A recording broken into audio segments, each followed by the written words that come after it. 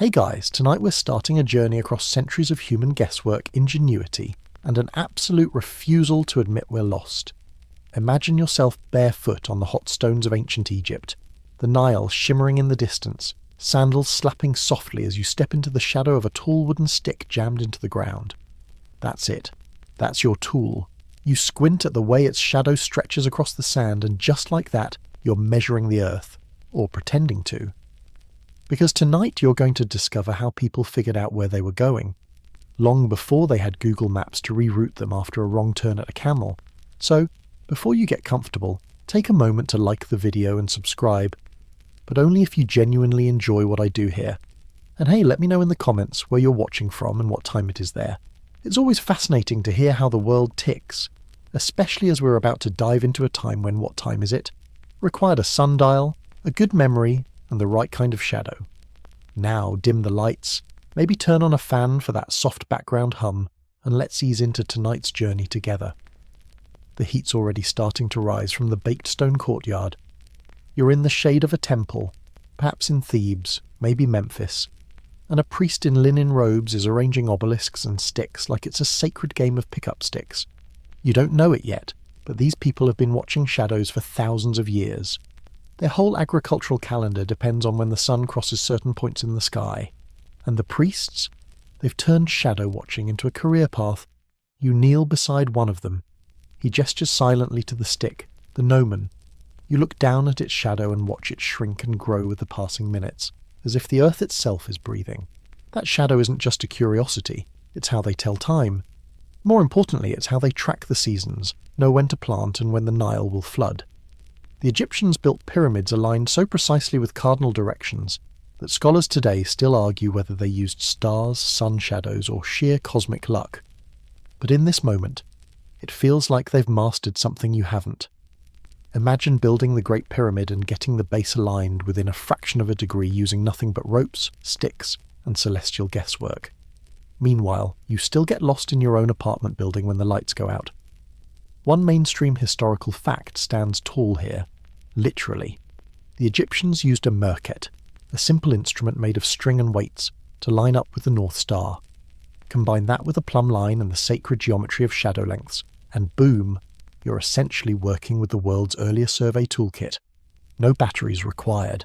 It's all rather poetic too. The way these ancient builders let the sky shape the earth. And sure, the pharaoh gets all the credit, but it's really the guy with the stick and the notebook. Well, okay, papyrus. Who does the hard work? You follow the priest deeper into the temple complex. He stops and points to a slab where tiny carvings mark solstices and equinoxes. You trace them with your fingers, feeling the indentation of someone's ancient timekeeping efforts. There's no GPS voice telling you to proceed to the route. Instead, the route is carved in stone and tracked by the heavens. Here's a quirky tidbit. Some early Egyptian tombs contain carvings of people with unusually long arms, leading some fringe theorists to suggest they were stylized representations of people measuring things. Long arms for long measurements, obviously. Or maybe the artist just had a thing for funky proportions. Art students have been winging it since forever. You sit beneath a column and sip water from a ceramic cup, thinking about how this civilization laid out their entire society based on where the sun fell at certain times of day. Calendars, festivals, taxes, all linked to the position of light and shadow. Historians still argue whether the earliest Egyptians actually understood the curvature of the earth. Some claim they did, based on the geometry used in their large-scale construction. Others argue it's coincidence. After all, build enough stuff and eventually some of it will accidentally be aligned with a star. Still, there's something comforting in watching people long before you take the time to measure things carefully. Even if their methods were wildly inefficient by modern standards, they cared. They noticed. They stood still in a sunlit courtyard and watched a shadow move inch by inch. And honestly, that's more than most of us do on any given Tuesday. You rise as the sun climbs higher. The shadow shortens, then lengthens in the opposite direction. The priest nods, satisfied. Another measurement taken. Another invisible line drawn between earth and sky. You leave the temple, stepping into a world that no longer feels quite so uncharted. You can almost feel the grid beneath your feet, the imagined lines, the sacred angles. And as you walk past a stoneworker chiseling new glyphs into a wall, you notice his tools. Simple, ancient, utterly effective. Turns out you don't need a satellite to know where you are, just a shadow, a steady hand, and the patience to wait. The dust gets into your sandals again, and you sigh, quietly, because you're now in Babylon, and complaining too loudly might get you assigned to brick duty.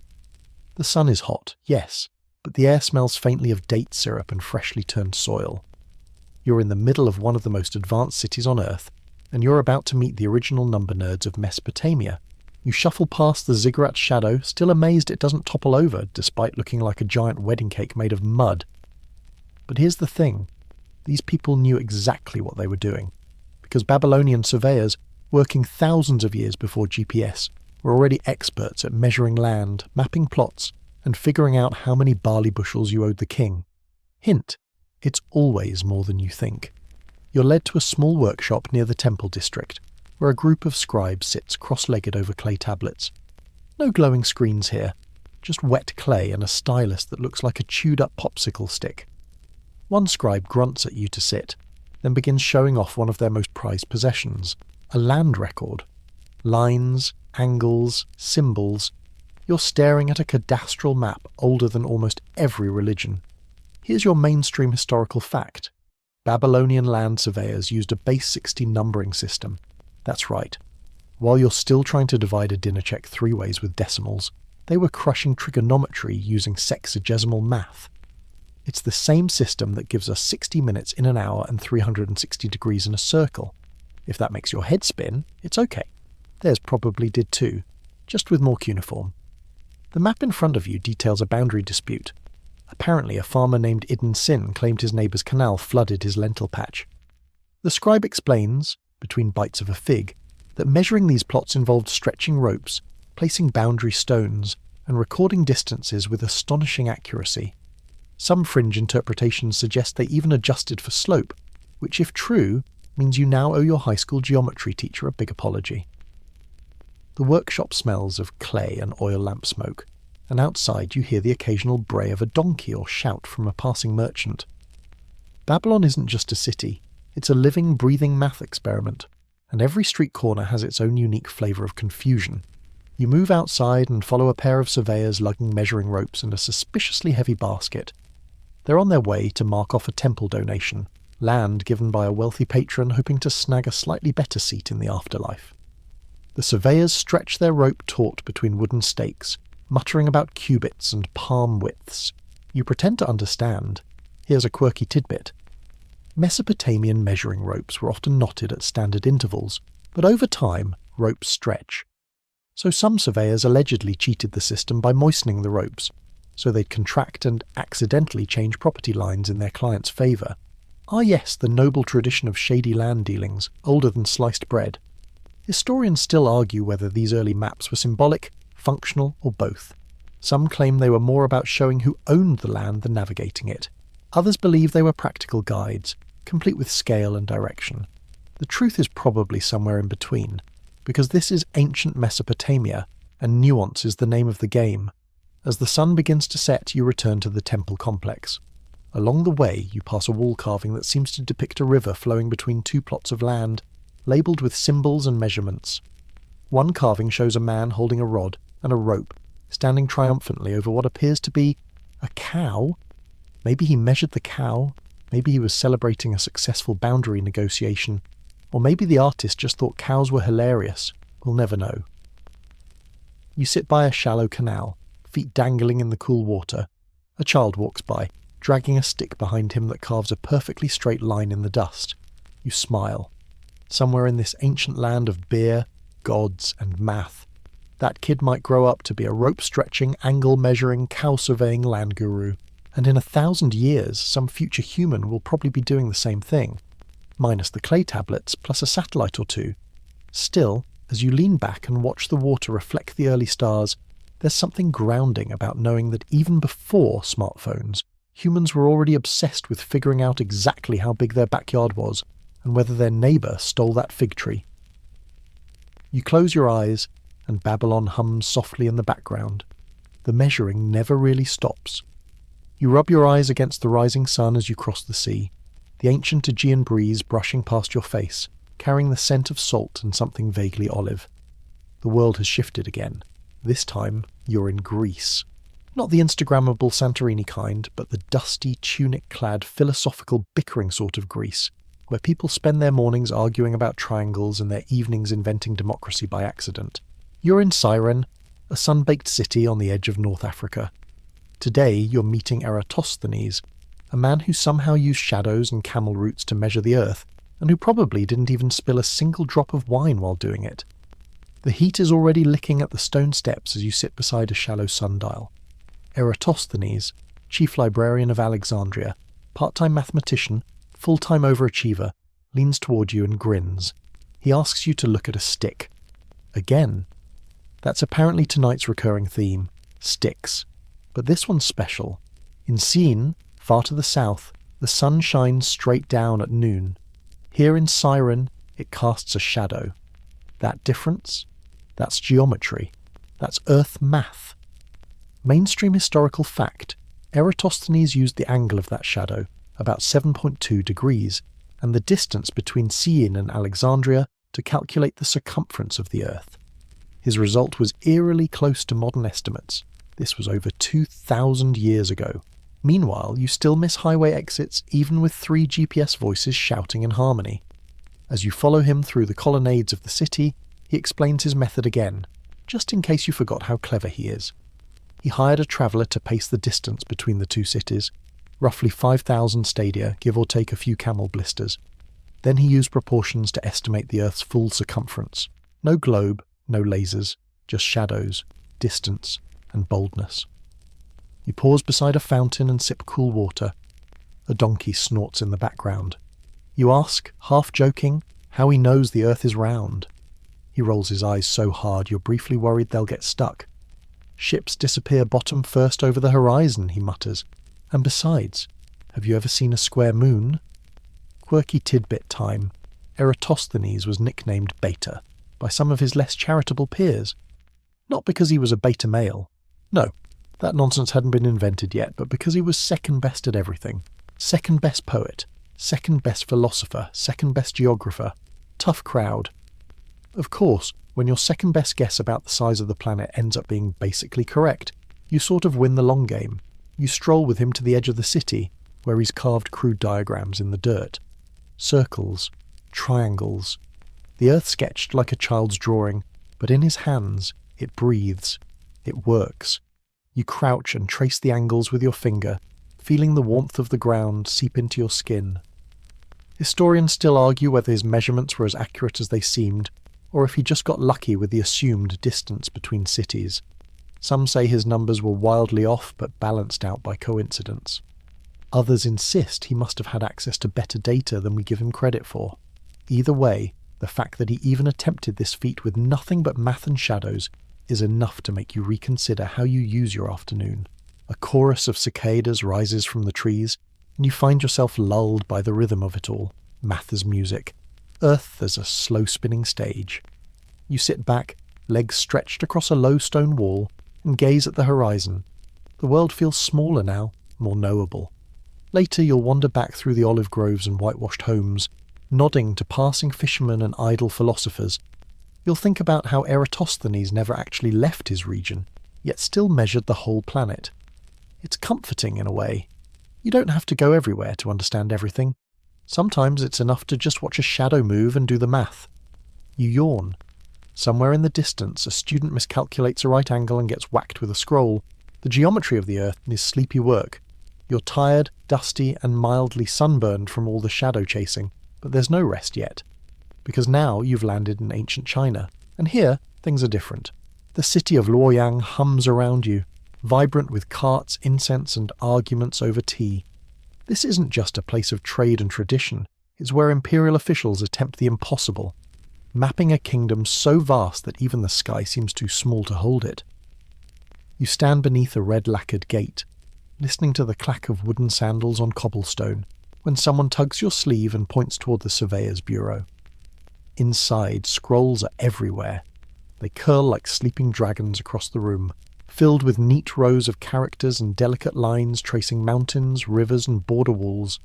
This is where the Emperor's reach is calculated, through string, ink, and the endless pursuit of order. Because when you rule a land as large as Han China, knowing exactly where your rice fields, tax zones and rebellious provinces are, that's not just handy, it's survival. Mainstream historical fact. Chinese engineers during the Han Dynasty developed remarkably advanced tools for measuring distance and elevation, including a proto-odometer mounted on carts that dropped wooden pegs at fixed intervals. If that sounds suspiciously modern, it's because it kind of is. The mechanism involved gears and turning wheels. So yes, while you're here drooling over spicy noodles, someone is literally reinventing the speedometer 2 millennia early. A court official unrolls a map for you, its silk surface inked with mountains and meticulous straight lines. These lines, they're part of a gridded system used to divide the empire into administrative units, each measured and recorded with such discipline it makes modern zoning laws look like a guessing game. You glance at one of the copper measuring rods hanging on the wall. These were standard lengths issued to officials, ensuring uniformity across the empire. But here's a quirky tidbit. The emperor's personal rod was deliberately a little longer. Because of course it was. Power, after all, is knowing that your foot outranks everyone else's. As you watch two scribes argue over whether a hillside village falls in County A or County B, you realise you're watching early bureaucracy in action. Ink-stained fingers jab at coordinates. Someone starts drawing triangles, there's cursing, and finally, someone fetches the measuring ropes. You follow them into the field, literally. You trudge behind a trio of government surveyors measuring a rice paddy. One walks ahead, unwinding rope knotted at regular intervals. Another drops red wooden stakes. The third holds up a flag and squints at the sun like he's trying to read its mood. They're not just doing math, they're reinforcing imperial control, plot by plot. Because every field measured means more accurate taxes. Every accurate tax means a slightly less cranky emperor. And slightly less cranky emperors are the difference between a golden age and a dig-your-own-grave kind of situation. Historians still argue whether Chinese maps of this era were based on actual measurement or a blend of data and artistic interpretation. Some believe they used astronomical observation to plot cardinal directions. Others say much of it was symbolic, designed to look official even if no one had ever measured the thing it depicted. But in a way, that doesn't matter. The ambition was real. The process mattered. It showed that people, somewhere, in some dusty village or bustling court, were always trying to bring order to chaos. You sit beneath a tree and watch the surveyors at work. The afternoon heat curls through the valley and the sun casts long golden shadows. Someone waves a fan lazily. A child with a stick mimics the surveyors, drawing crooked lines in the dirt. You remember Eratosthenes' shadow stick, the Babylonian rope, the Egyptian obelisk. It's all echoing, spiralling forward in time. Different civilizations, same obsession. Where am I? How far is that mountain? Who owns this acre? You exhale slowly. Maybe if you sit still long enough, someone will come along and measure you. Just for the record, of course. You're wading through tall, whispering reeds now, this time in ancient Egypt, where the Nile yawns lazily beneath a copper-hued sky. The river flows like a heartbeat through the land, reliable but mischievous, flooding when it pleases, changing the shape of everything. And that's where your current adventure begins, with water, mud, and the desperate Egyptian need to measure land that keeps rearranging itself. You're perched on the edge of a field near Memphis. Not the Elvis kind, the one with papyrus scrolls and sun gods. Every year the Nile floods and wipes out all visible boundary markers, and every year a team of surveyors, called rope stretchers, goes out to redraw the map. It's like doing your taxes while the paper's still on fire. Mainstream historical fact, the ancient Egyptians developed sophisticated surveying techniques to remeasure and redistribute farmland after each inundation. They used knotted ropes, right-angle triangles, and even simple sighting tools to restore field boundaries with surprising precision. Which, when you consider they were often working knee-deep in silt, is either brilliant or slightly masochistic. One surveyor shows you his tools, a coiled rope marked at regular intervals and a wooden sighting gnomon. You hold one end while he stretches it taut across the soggy field. You're supposed to stand still, but the mud sucks at your sandals like an overly affectionate toddler and you almost topple. Balance, he mutters, barely looking up. You don't want to throw off the pharaoh's wheat count. Quirky tidbit. These rope stretchers didn't just measure land, they were practically land lawyers. Their decisions could determine how much tax a farmer owed, or whether a family got to keep the land their ancestors had ploughed for generations. Some records show intense legal disputes erupting over just a few cubits of dirt. The Nile may have been sacred, but property lines. That was where things got serious. You trek with the team through fields of barley and flax, your robe sticking uncomfortably to your legs. At one point, a heron glares at you like you just insulted its dynasty. The surveyors are arguing now. One thinks the corner of the field should angle southwest. The other swears it always pointed south-southeast. They drop to the ground and start marking triangles in the dirt with the reeds. You offer a helpful shrug. They ignore you. Historians still argue whether the ancient Egyptian understanding of geometry was purely practical, or if it fed into their more mystical ideas of order and balance. Some believe that land measurement wasn't just about administration. It was a way of maintaining Mahat, the cosmic harmony. If the fields were incorrectly measured, the world itself might tilt out of balance. So yes, that patch of onions might be all that's holding the universe together. Later, you follow them back toward the edge of the village. Someone set up a temporary tax tent, basically a bureaucratic lemonade stand, where farmers line up to argue their newly measured boundaries. A priest records the data on papyrus, muttering prayers between brushstrokes. You watch as he sketches a basic map, just a few lines and dots, but it's enough. Enough to declare what belongs to whom, enough to decide how much grain gets hauled off to the temples, and as the sun sinks low, casting long golden rays across the Nile, you catch sight of a half-submerged boundary marker. Just a humble stone poking from the mud.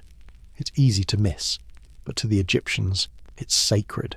A pin in the living map of a nation constantly remade by water and sweat. You sit beside it, watching a boat drift slowly upriver, its sail slack in the breeze. Someone laughs from a nearby hut. A goat bleats. A child uses a reed to draw wobbly squares in the sand, mimicking the surveyors. You wonder if they'll argue over his land in 1,000 years. Probably. You're ankle-deep in fine red dust now, watching it swirl around your toes like dry smoke. The air smells of sandalwood and cumin, and in the distance a peacock screeches with the kind of confidence only a bird with an iridescent tail can muster. Welcome to ancient India, where measuring the world means balancing the stars, the sacred, and sometimes a very literal cow. You're standing at the edge of a stepped temple in the Maurya Empire, maybe around the 3rd century BCE. Somewhere nearby, scholars are reciting Sanskrit verses, lines that carry astronomical formulas wrapped in poetry. You rub your temples. They've managed to make math rhyming. You suddenly feel underqualified. Mainstream historical fact. Ancient Indian scholars were among the first to use remarkably accurate trigonometric calculations to chart celestial events and measure terrestrial distances. Aryabhata, centuries later, would go on to propose that the Earth spins on its axis and calculate the value of pi to several decimal places, all without a telescope. But long before him, the Vedas were already describing cosmic distances and heavenly cycles using units like the yojana and krosa, which range from practical to weight. How many elephants long is that? You're guided through a courtyard by a priest astronomer. Yes, that's a job title. He explains how rituals needed perfect timing and placement, which meant precise astronomical measurements were critical. Everything from where to place the sacrificial fire to when to harvest millet depended on aligning human activity with the heavens. You're handed a gnomon, a vertical stick again, because apparently no one's invented measuring tape, and shown how its shadow is used to track the solstice. And here comes the quirky tidbit. Some temple planners laid out sacred structures using a cow to help draw a perfect square. Yes, a cow. They'd walk it around a central pole while tethered, allowing its steps to define the boundaries of the structure. It's called the Godhuli system, cow dust time, when the animal's movement kicks up dusk particles that gently settle over future temples. Imagine explaining that zoning method to a city planner today. You step into the observatory, a raised platform of smooth stone with carved lines etched deep into the floor. It's part altar, part calculator. The scholars here track the movement of stars and planets with nothing but sight lines, shadows, and patience that would terrify modern teenagers. One gently points to a mark, then up to a twinkling dot in the sky. Jupiter, he says, it will rise 35 days earlier next cycle. You smile and pretend to understand. 35 days. Sure. Historians still argue whether early Indian mathematical models influenced Greek or Arabic systems, or whether they emerged independently. Trade, conquest, and cultural exchange certainly muddied the waters. What's clear is that Indian scholars were working with numbers and measurements centuries ahead of their time, writing astronomical treatises that would eventually travel to Baghdad, Cordoba and beyond. You wander with the scribe through fields lined with banyan trees, watching him record survey results on thin palm leaves. He dips his stylus into ink made from burnt husks and mutters as he copies numbers. Land here is measured in units like bigha, but the definitions vary from region to region, king to king. It's not exactly GPS-level accuracy, but you try eyeballing rice fields after a monsoon and see how your data holds up. Even the legal system relies on these measurements. Disputes are settled not in courtrooms, but at the foot of mango trees, where elders compare records, consult astrologers, and sip sweet lime water while deciding whose paddy ends where. You watch one such trial unfold involving two brothers, a stubborn ox, and a property line that allegedly moved on its own. Spoiler, it didn't. As the sky darkens, you sit on the temple steps, watching fireflies drift lazily through the air. A conch shell sounds in the distance. A breeze picks up, scented with night-blooming jasmine. It's all measured. Not just the land, the time, the rituals, the shadows. Everything mapped, not with satellites, but with stars, steps, and sacred rhythms. You lie back on the warm stone and trace constellations above you with your finger. The Earth may be ancient, but it's math, timeless. You're blinking against a sandstorm now, the sun blazing like molten brass overhead. Somewhere in the wind, a camel sneezes. Welcome to the Islamic Golden Age, Baghdad, around the 9th century. You're standing at the gates of the House of Wisdom, and despite the slightly scorched feeling on your scalp, you're about to watch some of the most breathtaking feats of mathematical mapping unfold, with zero help from Google Earth. Inside, the air shifts instantly. Cool marble, incense and scrolls stacked like some divine game of Jenga. Scholars in flowing robes lean over geometric diagrams, while others argue over star charts with the kind of intensity normally reserved for bad board game nights. Here, measuring the Earth isn't just a curiosity, it's a sacred duty, a way to know the mind of God through the architecture of the universe. Mainstream historical fact. Islamic astronomers and geographers of the Abbasid era made massive strides in both practical and theoretical measurement. Al-Khwarizmi, yes, the algebra guy, worked on accurate maps that corrected and expanded on Ptolemy's earlier models. And by worked on, we mean he basically rewrote the known world using Arabic numerals that you casually use to order pizza today. A mathematician hands you an astrolabe, basically a brass handheld model of the heavens. He shows you how to use it to find the Qibla, direction of prayer, tell the time, and measure latitude using the angle of the stars. You nod slowly, pretending you're not about to drop it. It's heavier than it looks, and prettier than your smartphone. Quirky tidbit, some astrolabes included plates for different cities, slide one out, pop another in, and you've got Baghdad, Cairo, even Cordoba mapped onto your tiny celestial computer. It's like swapping SIM cards in a divine GPS. Later, you ride out with a survey team working under Caliph al-Mamun. Their goal? Measure the actual circumference of the Earth. How? By using trigonometry and walking. Lots and lots of walking. They pick two flat desert points, measure the angle of the sun at both, and then calculate the Earth's size based on how far apart the sites are. Spoiler alert, they come frighteningly close to the actual value, within a few hundred kilometres. Historians still argue whether these calculations were purely mathematical, or if they involved a bit of make the caliph happy rounding. After all, if you were hauling surveying gear across the blazing plains of Sinjar, you'd fudge a number or two for a faster trip home. But the achievement remains staggering. Long before satellites or radio waves, scholars here were using triangles, shadows, and an obsessive love of precision to pin down the spinning ball we all live on. And they weren't just measuring, they were preserving Greek, Persian and Indian knowledge while improving upon it. You follow a young apprentice through the library, where massive globes sit atop pedestals, stars etched in gold. A passing scholar mumbles something about spherical trigonometry, and you decide to pretend it's a poetry style.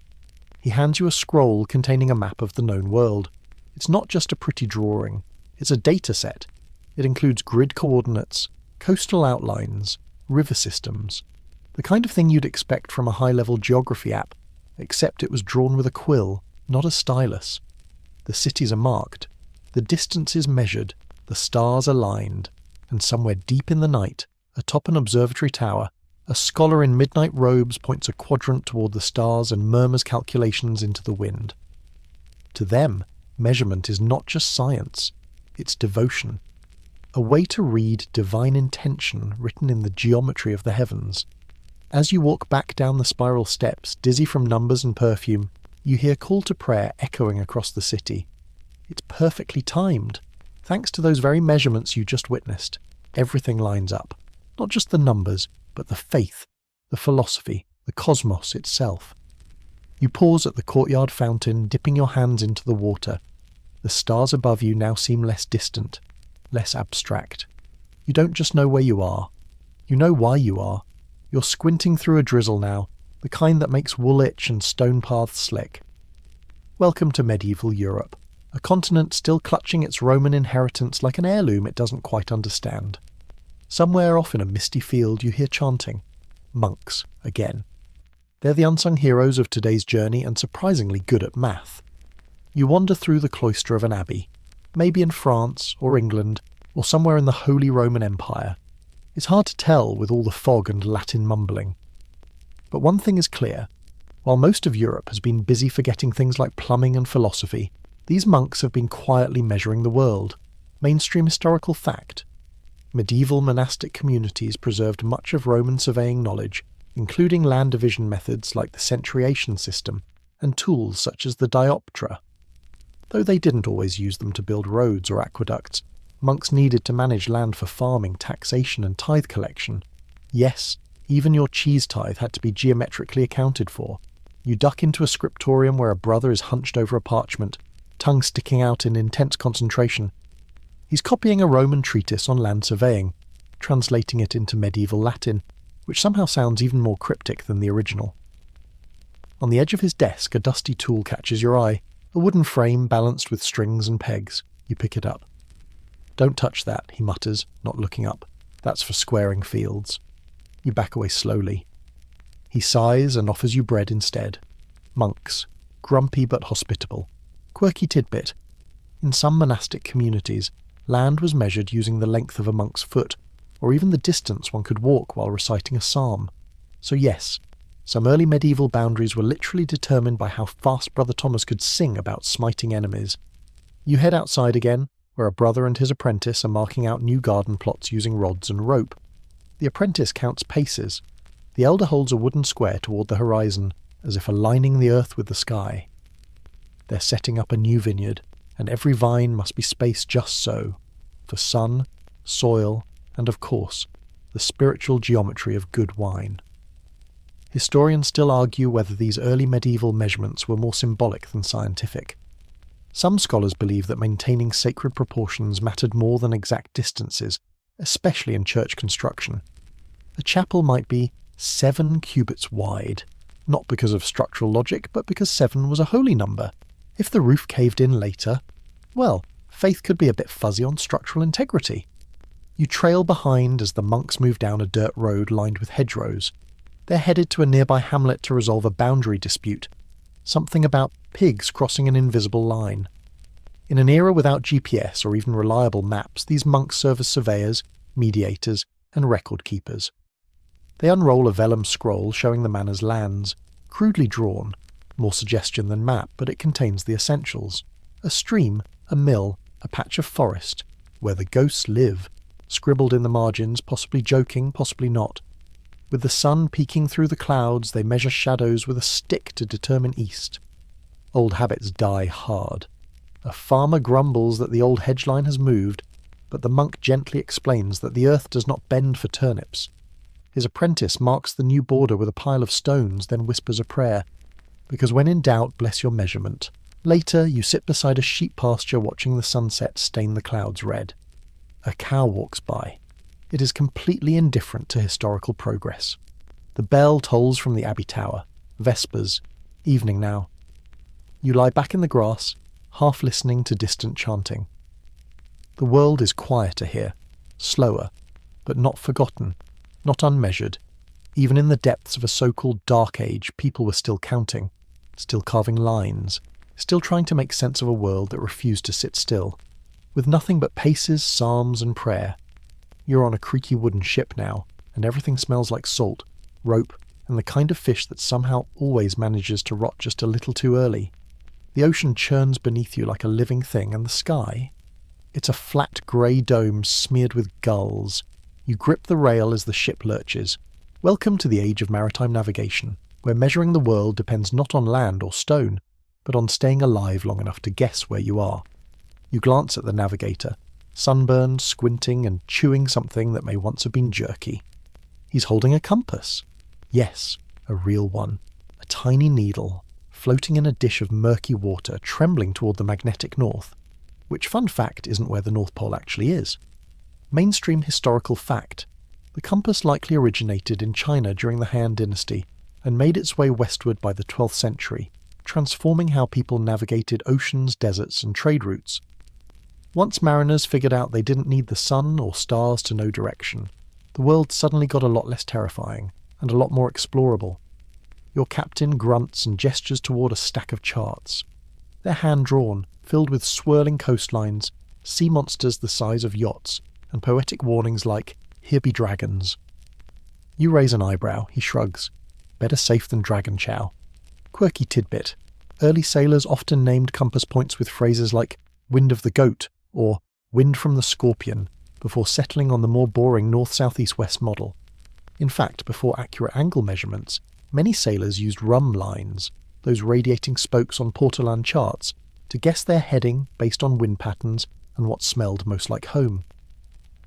Below deck, a tired-looking cartographer dips a feathered quill into ink made from boiled oak galls. He's copying a coastline sketch from a Venetian merchant who, rumour has it, once sailed with pirates. You peer closer and notice the landmass looks familiar. Is that Portugal, or a very fat boot? Historians still argue whether early compass navigation was independently developed in Europe or derived directly from Chinese and Islamic sources. What's certain is that once the compass took hold, it quickly became indispensable. Merchants used it, explorers swore by it, and pirates definitely didn't return it when they borrowed one. Up on deck, you spot the helmsman steering not by sight but by feel. He checks the position of the sun with a cross staff, a long ruler-like stick with sliding crosspieces. You try it, squint at the sun, align the crossbar with the horizon and get blinded. Well, that's unfortunate. You vow to never complain about sunglasses again. The wind picks up. The sails snap taut. You pass a marker buoy and someone yells out a distance, estimated using knots. No, not speed knots. Actual knots. Sailors would throw a rope with evenly spaced knots into the sea and count how many pass through their fingers in a set time. It's where we get the nautical term knots for speed. Also, it's a great way to lose fingers if you're not careful. Night falls, and the stars emerge like pinpricks on a black velvet curtain. The navigator breathes easier. He doesn't trust the compass alone. Too many storms, too many magnetic surprises. The stars, though, those are reliable. He pulls out a nocturnal, essentially a circular disc used to tell time at night by the positions of the Big Dipper and Polaris. You had no idea nighttime clocks were a thing. Now you do. You're officially out of excuses for being late. The ship rocks gently and the sailors settle in. Someone starts humming a sea shanty, badly. You sit at the bow, watching the compass needle wiggle like a dowsing rod. In the distance, the lights of land flicker. You made it. Not because you saw where you were going, but because you trusted invisible forces. A trembling needle, a drifting star, a gut feeling that the world, even when it spins, can still be mapped. And with that, you close your eyes, rocked gently by waves and quiet math. Now you're kneeling on a ship's deck, elbow deep in sea spray and a salty argument about whether that's Corsica or just a weirdly shaped cloud. The compass is still twitching beside you, but the real magic today is spread across the navigator's desk like an ancient treasure map, a Portolan chart. This isn't your average scroll of vague coastlines and judgmental sea monsters. It's shockingly accurate, coasts so cleanly drawn, they look traced from a satellite image. But here's the thing. These were made in the 13th and 14th centuries, centuries before anyone could see the Earth from above. Mainstream historical fact. Portolan charts first appeared in the Mediterranean and quickly became essential tools for sailors. They showed coastlines, harbours and prevailing winds with astonishing detail. The earliest surviving example, the Carta Pisana, dates to around 1275. its accuracy still stuns modern historians. Your fingers follow the map's web of lines radiating like a shattered window pane. These are the famous rum lines, compass bearings that help sailors maintain a steady course between ports. The charts don't cover the entire globe, just coastlines, but they do it so precisely that mariners could sail by them confidently, even without seeing land. The odd part: no one really knows how the first Portolan charts were made. There's no written method, no grand geometric theory, just results. Historians still argue whether they were based on practical sailing experience passed down orally, or if a now-lost mathematical technique was behind them. Quirky tidbit: many of these charts were copied by hand, often in lavish style. They included flourishes like compass roses, zodiac signs, and sometimes, because medieval cartographers had flair, a sea unicorn or two. Function and fantasy, perfectly balanced. You climb up to the crow's nest, squinting toward a foggy horizon. Below, the navigator consults his chart, turning it to match the angle of the wind. Unlike later maps, Portolans weren't aligned with north at the top. They were designed to match your ship's heading. Think of them as medieval GPS, but with way more seaweed. You're fascinated by how the cartographer doesn't try to draw inland features. No rivers, no mountains, no cities unless they're ports. It's all about the edges, the skin of the world. Like the map is saying, you don't need to know what's inland, just don't hit it. The ship pulls into a bustling harbour, ropes tossed and voices shouting. A local pilot hops aboard, glances at the chart and nods approvingly. He recognises it instantly. That tells you everything. These charts weren't museum pieces. They were working tools passed between crews, updated with ink and salt-stained fingerprints. Down below deck you find a younger cartographer, probably an apprentice, hunched over a blank sheet of vellum. He's copying the chart by hand, line by trembling line, his ink well dangerously close to tipping. You watch him draw the familiar web of rum lines, then begin tracing the coastline, his hand steady despite the ship's sway. One mistake, and someone could end up beached in the wrong country. Historians still argue whether the mathematical underpinnings of Portolan charts were reverse-engineered later during the Renaissance, or if the medieval sailors were just unrecognised geniuses working on instinct. Either way, the results remain unmatched until the advent of latitude and longitude maps centuries later. You lie back on a coil of rope, listening to the creak of the hull. The chart still lies open nearby, fluttering gently with the sea breeze. You notice a faint ink smudge across a coastline, like a secret note. Maybe it's from a sailor long gone. Maybe it's just a coffee stain. But for a moment it feels like the world makes sense. Coasts edged with ink, stars above, and nothing more complex than choosing the right line to follow. You're back on land now, ducking under an awning in a bustling European port city sometime around the 1500s. The Renaissance is in full swing, and everything smells like ink, ambition, and questionable fish. Merchants shout in 5 languages, scholars carry scrolls like fashion accessories, and somewhere, a man in tights is arguing about Saturn. Amid the chaos, a new obsession is blooming: latitude and longitude. Finally, someone decides that eyeballing a coastline like a drunken crab isn't enough. It's time to pin the Earth down with numbers. Mainstream historical fact: during the Renaissance, European scholars revived and expanded on Ptolemaic geography, striving to divide the Earth with neat grids of latitude, horizontal, and longitude, vertical. Latitude was relatively easy. Just measure the angle of the sun or stars above the horizon. Longitude, however, was a mathematical nightmare that would take centuries and a lot of broken clocks to solve. You squint at a globe inside a dusty study. It's one of the first to show America, sort of. It's lumpy, misshapen, and possibly upside down. But it has lines. So many lines. Cartographers are drawing them by hand, hoping that gridding the Earth like a game board will somehow tame it. In the next room, an astronomer tilts a quadrant out a window, measuring the sun's altitude. Below him, a mapmaker slaps down another city on a growing world map with a thud that says, "I hope that's correct." You look closer. It's spelled wrong. Twice. Historians still argue whether the Renaissance explosion of geography was truly a rediscovery of classical knowledge, or something more radical, a reinvention based on New World exploration. After all, when your ships are bumping into continents no one told you about, your maps need some serious updating. Quirky tidbit: some Renaissance cartographers tried to include mythical places, like El Dorado or the Mountains of the Moon, because accuracy is great, but storytelling even better. There are even maps with warnings like "Here be giants" or "Region of dog-headed men," which sounds like either a cautionary note or a very confusing tourist brochure. You step into a public lecture where a grinning humanist in a feathered cap is explaining how the Earth can now be divided into 360 degrees, each subdivided into minutes and seconds, like a giant cosmic pie chart. The crowd nods politely while trying not to fall asleep. Measuring the world has become high fashion, like alchemy, but with fewer explosions. The printing press hums in the background. With maps now mass-producible, everyone from merchants to monarchs wants their own copy of the known world, even if it's wildly inaccurate. One map even shows California as an island, which is frankly tempting. You wander past an artist's workshop where a chart of the heavens blends into a map of the Earth. The boundary between astronomy and geography is blurred, because at this point no one's quite sure if they're studying the Earth or the divine. Outdoors, a group of sailors is gathered around a newfangled instrument, the astrolabe. Think of it as the iPhone of 1500. It does everything, tells time, measures stars, locates your latitude, and looks fancy while doing it. You try one and immediately drop it. It lands in mud. The navigator sighs. You move on.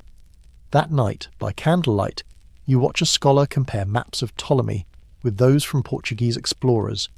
The differences are stark and unsettling. New lands, unfamiliar coastlines, and oceans far larger than previously imagined. The Earth, once a known sphere with tidy edges, is now sprawling into mystery again, and through it all the grid expands. Latitude lines grow tight with certainty. Longitude, still elusive. But every explorer, every mapmaker, every apprentice with an inkwell and a dream is inching the world closer to something resembling order. You close your eyes beside a glowing globe, tracing your finger along a meridian. The Earth may not sit still, but with enough lines and enough dreams, maybe, just maybe, you can measure it anyway. You lean on a cluttered desk in a candlelit study where scrolls are stacked like miniature towers, threatening to avalanche at any moment. A rolled-up map slips free and unspools across the table, revealing Greenland. Enormous, ludicrously enormous. In fact, it looks bigger than Africa, and definitely more square than any chunk of frozen wasteland has a right to be. Congratulations, you're holding a Mercator projection. Mainstream historical fact. In 1569, Gerardus Mercator, a Flemish cartographer, unveiled a revolutionary map projection that transformed navigation. It distorted size to preserve angle, meaning that sailors could plot straight-line courses, called rum lines, without constantly correcting direction. It was a masterpiece for mariners, and a nightmare for geographers who cared about proportions. You roll the map back up and immediately knock over a sextant. Oops. Fortunately, the old man nearby, likely some underpaid university tutor with a cloud of chalk dust in his hair, waves it off. It happens, he mutters. That's the fourth today. On the wall hangs a large wooden globe, neatly sliced into lines of latitude and longitude. Mercator's projection tried to flatten that globe into something usable at sea. The cost? A Greenland the size of South America. But hey, nobody said math was fair. Quirky tidbit. Mercator's projection was originally meant for navigation only, not education, not textbooks, and definitely not classroom walls. But somewhere along the line, it stuck. Possibly because people just liked maps that looked like rectangles. Square pegs, round Earth. You step into a port office where a ship's navigator is explaining to a group of half-listening apprentices how to chart a course using Mercator lines. He uses a long piece of twine, stretches it diagonally across a paper map, then adjusts for magnetic variation. You nod as if you understand. You don't. Historians still argue whether Mercator fully grasped how long-lasting his projection would become. Was it genius design or lucky timing? Some say it was just a practical tool that caught on because the age of exploration was booming. Others credit Mercator with a deeper understanding of navigation's future than he ever let on. Outside, a map seller is unrolling copies for sailors preparing to brave the Atlantic. Their charts shimmer faintly with wax, and inked coastlines bleed slightly where salt air has kissed the parchment too often. You pick one up and examine the handwriting, delicate, flowing, and completely illegible. Classic cartographer. Down by the docks, a captain barks orders. The crew loads barrels, and somewhere in the back someone is arguing about how many degrees to deviate to avoid storms near the Azores. You sneak a peek at their Mercator chart and wince. It shows a straight line across an ocean known for being anything but. But therein lies the irony. Mercator's straight lines weren't always the fastest path, just the easiest to draw. On a globe, the shortest route between 2 points is a curve, a great circle. Try explaining that to a sailor who just wants to avoid crashing into a whale. You find yourself seated beside an apprentice mapmaker, painstakingly copying a Mercator chart. She dips her quill into ink and whispers under her breath as she works. 90 degrees. 90 degrees. You ask her how long it takes to draw a map like this. She laughs. Longer than the journey it's for. As twilight falls, the candlelight flickers across dozens of charts and projections, each one a different interpretation of the same planet. Mercator's is just one of many, but it's become the standard. Probably because humans like things that are easy to fold. You trace your finger across the bloated Greenland one more time, smiling. Somewhere, Mercator might be chuckling too. Not because he got it all right, but because he helped the world feel a little more navigable, even if the edges are still fuzzy. You're trudging through a muddy field now, boots sinking with every step, surrounded by men dragging a long, rattling chain through the grass. No, it's not a bizarre tug-of-war tournament. This is 17th century land surveying. And that chain? It's your most accurate friend in the world, assuming you like friends that are cold, heavy, and annoyingly tangle-prone. Mainstream historical fact. In 1620, an English clergyman named Edmund Gunter introduced a standardized measuring tool called Gunter's chain. It was exactly 66 feet long and divided into 100 links, allowing surveyors to easily calculate acres and other land measurements. Gunter's chain quickly became a staple in field surveying across Europe and later in the American colonies. You watch as a team of sweaty assistants, one at the front, one at the rear, stretch the chain taut along the landscape. When they hit an obstruction, like a prickly hedge or a cow with poor manners, they simply mark the endpoint and start again on the other side. It's slow, wet work, but remarkably precise. Quirky tidbit. The term chain stuck around for centuries as a unit of measure, even showing up in railroad construction. There's something poetic about entire locomotives being guided by a tool once dragged through a sheep pasture by a guy with soggy socks. You pull out a notebook and start jotting down measurements as one of the crew shouts, 12 chains and 20 links. You smile and nod, pretending you're not wildly confused. Who needs GPS when you have fractions and shouting? The land around you is being turned into property, mapped, measured, and assigned value. A nearby landowner rides up on a horse, points vaguely at a hill and says, "That'll be mine, I suppose." The surveyor sighs and asks him to stand very still while they measure around him. Historians still argue whether the widespread adoption of Gunter's chain was due more to its mathematical elegance, or simply because no one could come up with a better alternative. It may not have been glamorous, but it worked. Over time, entire regions were parcelled out using its rhythm. You wander toward a thatched roof tavern where a map hangs behind the bar, sketched from chains and rods, marking out who owns what. Some of the boundaries are comically crooked. Lines swerving around boulders or trees that refuse to move. Surveyors might have been accurate, but they were also practical. If you can't measure through the cow, measure around it. Further down the lane, you peek into a wooden shed filled with measuring rods, compasses, and plumb bobs. The tools look like torture devices from a Renaissance escape room, yet each one played a role in creating the maps and property lines that still govern land ownership today. One man offers to show you how to square a corner, using only a rope with knots spaced evenly apart. He demonstrates the ancient 3-4-5 triangle trick, creating a perfect right angle using nothing more than rope and patience. You try it yourself and promptly trip over the rope. The man nods. That's how most maps start. You sit down on a fence post as the sun dips low, casting long shadows over the field. The chain glints faintly in the grass, now resting after a long day's drag.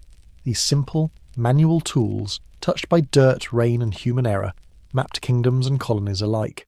They laid out roads, defined borders, and fueled arguments that lasted generations. You realise something humbling. Even before satellites and lasers, humanity was obsessed with knowing where things were and where we stood in relation to them. Not just out of curiosity, but out of necessity. Measuring land meant claiming it, taxing it, fighting over it. Every inch mattered, and as your eyelids grow heavy, the rhythm of the measuring team echoes in your head like a lullaby.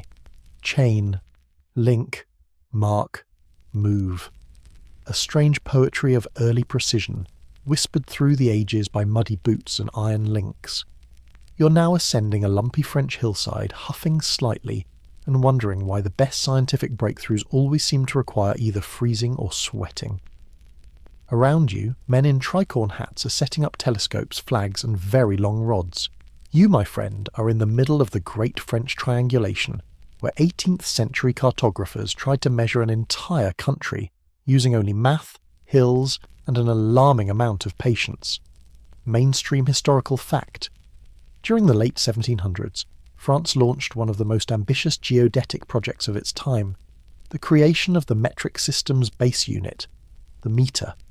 This meant measuring a portion of the meridian running from Dunkirk to Barcelona to calculate the Earth's curvature.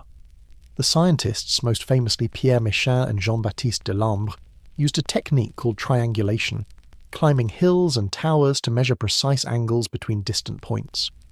You're invited to hold one end of a huge survey rod while two men at a distant hill shout cryptic numbers at each other, the other guy's yelling something about arcsicons, and you're standing there like a glorified scarecrow with no idea what's going on. Still, it feels important. Quirky tidbit. Méchain, ever the perfectionist, was so tormented by a slight miscalculation in his data that he kept it secret for years, even while being hailed as a scientific hero. Historians still debate whether he would have preferred the truth to mathematical accuracy or vice versa. This man essentially invented imposter syndrome before it was trendy. You're ushered down the hill and into a cluttered tent where maps are being sketched with alarming speed. Triangles crisscross the countryside like a spider web spun by a very organised spider with a protractor. This is triangulation in action. By measuring one baseline and two angles, you can calculate the exact distance to distant objects, even over hills, rivers, or politically inconvenient duchies. Historians still argue whether this French endeavour was purely scientific or also politically charged. After all, defining the metre wasn't just about logic, it was about national pride. France wanted to lead the world in rational standards, and nothing says rational like standing on a volcano to measure an imaginary line through Spain. You now find yourself on a church bell tower, holding your breath beside an astronomer who's carefully aligning his theodolite with a faraway flag fluttering on another peak. There's something almost poetic about this moment. Man, machine, and mountain in quiet harmony. Down below, the village children giggle and point. They've never seen someone use an expensive instrument to stare at a hill. You wave, they wave back. You drop the lens cap. It bounces once, twice, and disappears into a pile of hay. So much for scientific precision. Later, around a crackling fire, you listen to Delambre explain how the entire globe can, in theory, be sliced up with this method. Triangulate from one solid base and keep extending. Theoretically, you could map the moon this way if you had tall enough tripods and no clouds. A local priest brings wine. You clink tin cups with exhausted surveyors and stare into the flames, thinking about how they've been hauling telescopes and notebooks through forests and cities for years, dodging political revolutions and suspicious farmers, all for the sake of one perfect unit of measurement. And finally, as dawn breaks over another mountain, you help pack up the instruments. The chain is coiled, the angles recorded, and the data, the precious data, is inked into a leather-bound journal. That number they were chasing, it'll become the metre, not a king's foot, not a sacred cubit, just a logical slice of earth itself. The world, at least in France, will soon be measured by reason. You're now bobbing gently aboard a creaky 18th century ship somewhere in the middle of the Atlantic, surrounded by salt air, squawking gulls, and a group of anxious sailors who are, let's say, less than confident about where they actually are. You've entered the realm of the Great Longitude Problem, a mystery so infuriating that it confounded empires and bankrupted more than a few captains. Mainstream historical fact. For centuries, sailors could easily measure their latitude, their position north or south, by using the angle of the sun or stars above the horizon. But longitude, east-west positioning, that was the nightmare. You couldn't just look up to find it. Ships drifted wildly off course, and the lack of precise positioning led to wrecks, starvation, and the occasional very grumpy admiral. Today's adventure is brought to you by poor navigation and wealthy governments desperate to stop crashing their navies into islands. You lean over the side as the crew fumbles with an hourglass, trying to mark time between observations. Back then, one of the best ways to calculate longitude was comparing local time, based on the sun, to the time at a known reference point, say Greenwich. But the only problem was clocks.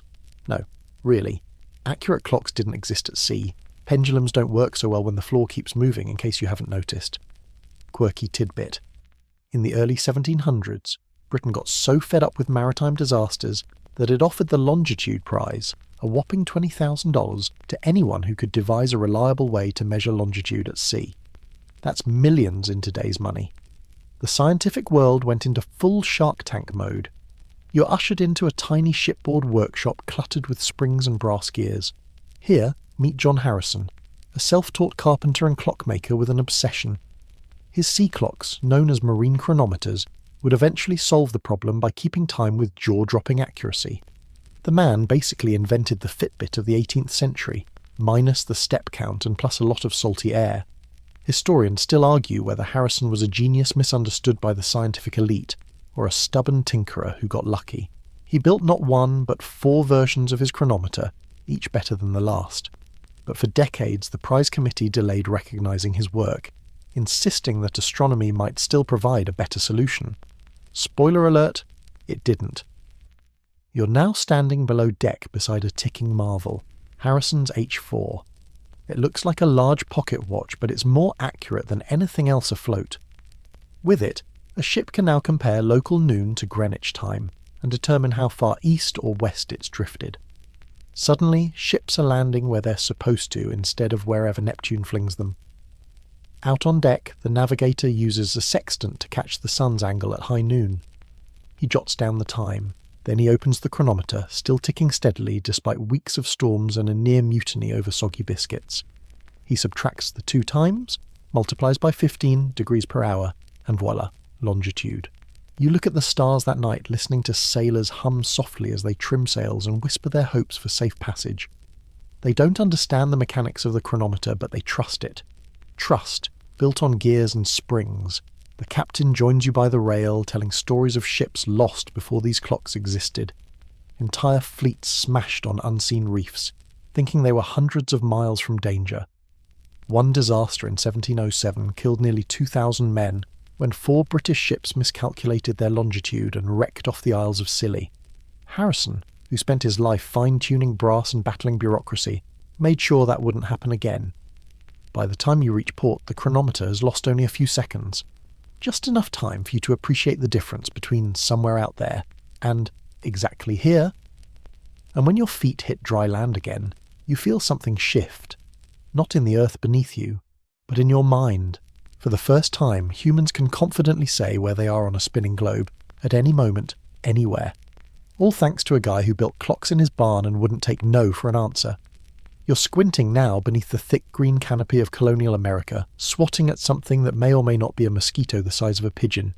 In your hand, a compass. In front of you, a straight line through utter wilderness.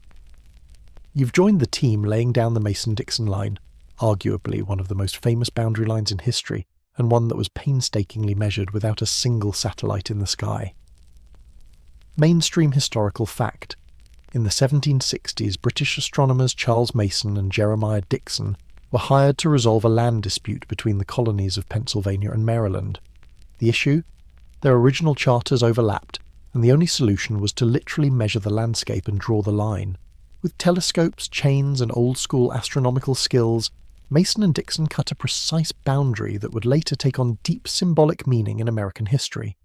You push through underbrush as the survey party inches forward, pausing every so often to hammer a stake or line up a crosshair through a telescope mounted on a tripod. These aren't just random measurements, they're meticulous triangulations, calculated through celestial observations taken at night and repeated mile by mile, tree by stubborn tree. Fringe tidbit. Mason and Dixon were interrupted at one point by a local legend, Delaware's so-called walking purchase, a shady land grab based on how far men could walk in a day. The story spooked some indigenous tribes, who refused to let the survey line pass through their territory. Mason and Dixon, weary and respectful, agreed to stop short. Historians still argue whether this break in the line was due to politics, ethics, or good old-fashioned survival instinct. You pause beside a stone marker freshly planted in the soil. It's one of hundreds, each engraved with an M on one side and a P on the other, placed exactly every mile. Every 5th mile, a crown stone, engraved with the crests of the Penn and Calvert families. Yes, someone actually carved those crests by hand in the middle of nowhere, with nothing but bugs and bears for company. You pat the stone gently, half expecting it to hum with colonial tension. At night, Mason and Dixon would bring out their zenith sector, a huge telescope used to track the movement of stars. By recording when a specific star crossed the zenith, directly overhead, they could determine their latitude with remarkable precision. It's science, sure, but it's also a little magical, watching humans stitch the heavens to the earth with angles and timepieces. Your boots crunch through leaves as you walk their path. Mason, the quiet stargazer, Dixon, the cheerful engineer. Together they forge not only a boundary but a brotherhood, traipsing through snow, forests and occasional colonial awkwardness to resolve a geopolitical mess with math and grit. They faced more than just geography. At one point their instruments were impounded by local authorities suspicious of foreigners wielding mysterious gear. "We're just measuring," they insisted, which is always what spies say. You share a cup of strong coffee with the crew near a campfire that smells faintly of bacon grease and scientific frustration. A local blacksmith sharpens a tool under torchlight, shaking his head at how anyone could spend years drawing a straight line through this madness. You agree, then help measure another chain length before the sun disappears again.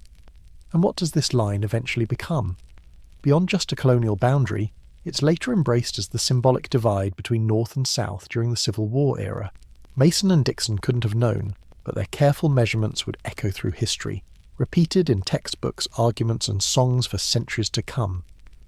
You trudge forward with them, another mile marker in hand, another star chart to consult. There's no GPS to save you, no glowing blue dot to guide your steps, just math, patience, and a whole lot of walking. At some point you stop and look up at the sky. It's breathtakingly clear, uncluttered by smog or satellite trails. The stars wheel above, indifferent to your slow progress but always there to guide it. And somewhere in that vast, crisp silence, it hits you. This was how nations were built, not in marble halls or battlefield charges, but one dusty measurement at a time. You're up early now, earlier than anyone should be, and trudging through damp grass on the edge of the Scottish Highlands. The air smells like moss, sheep, and determination. Ahead of you is a tripod taller than a grown man and a box of complicated math in brass form. Today, you're joining a team of 19th century surveyors on one of the most ambitious undertakings of its age, mapping the shape of the Earth itself by climbing as many foggy peaks as humanly and inhumanly possible. Mainstream historical fact: the Great Trigonometrical Survey wasn't just a British project in India. Around the same time, geodesists across Europe, especially in Britain and France, were working to determine the precise size and shape of the Earth. Contrary to what your elementary school globe might suggest, the Earth isn't a perfect sphere.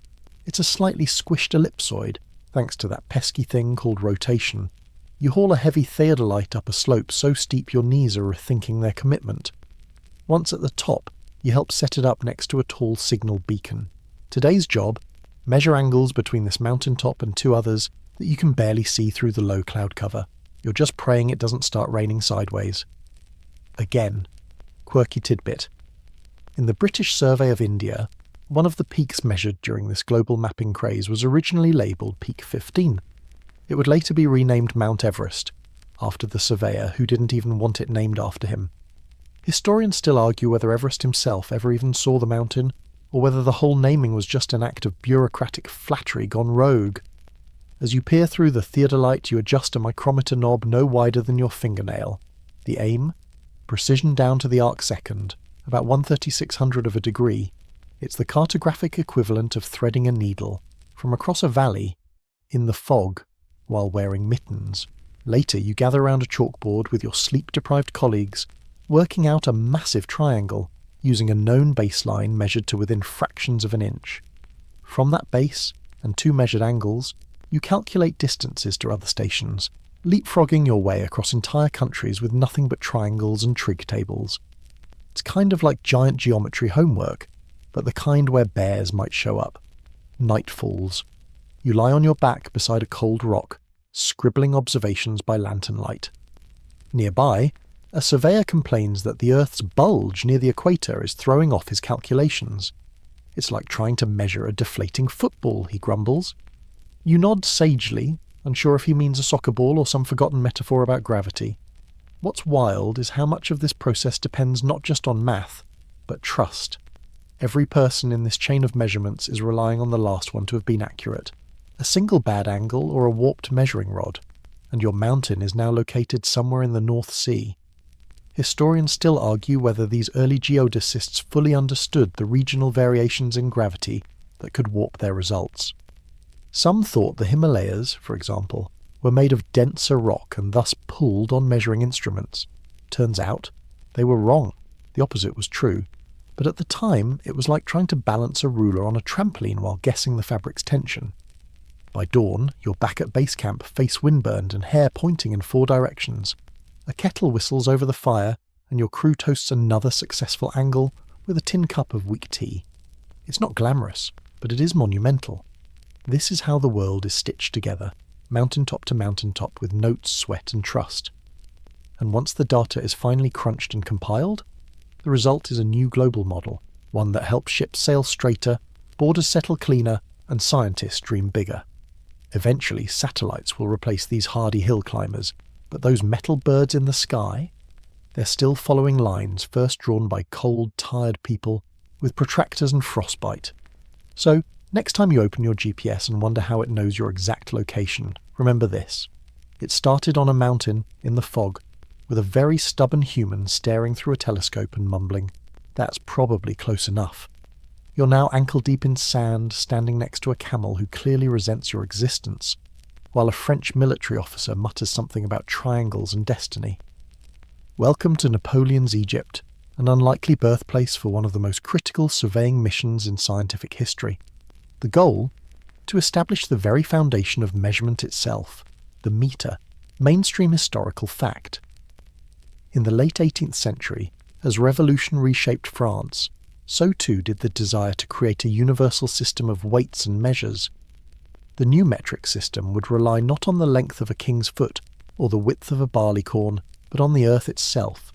Specifically, they wanted to define the meter as 1/10,000,000th of the distance from the North Pole to the equator, along a meridian that passed through Paris. Simple enough, right? You just need to measure the planet, so off they went. Jean-Baptiste Delambre and Pierre Méchain, 2 scientists tasked with measuring a meridian arc from Dunkirk to Barcelona. You're following their ghostly footsteps now, from damp northern skies to blinding Mediterranean heat. The process? Triangulation again. Because when you're measuring Earth's curvature, triangles are your best friends and your worst nightmares. Fringe tidbit: Méchain, the southern half of the team, ran into all sorts of problems: mountains, political unrest, war, and eventually a horrible realization.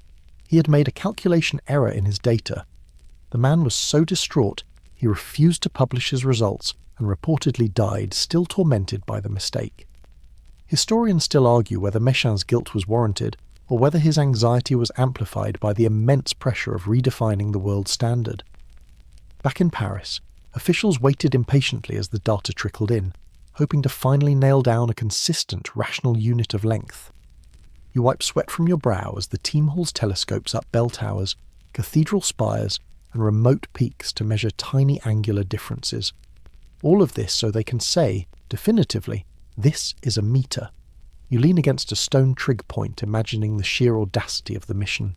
They wanted to create a measurement system based not on tradition, but on nature. Something elegant, democratic, and scientifically sound. No more king's inches or local foot lengths, just clean cosmic clarity.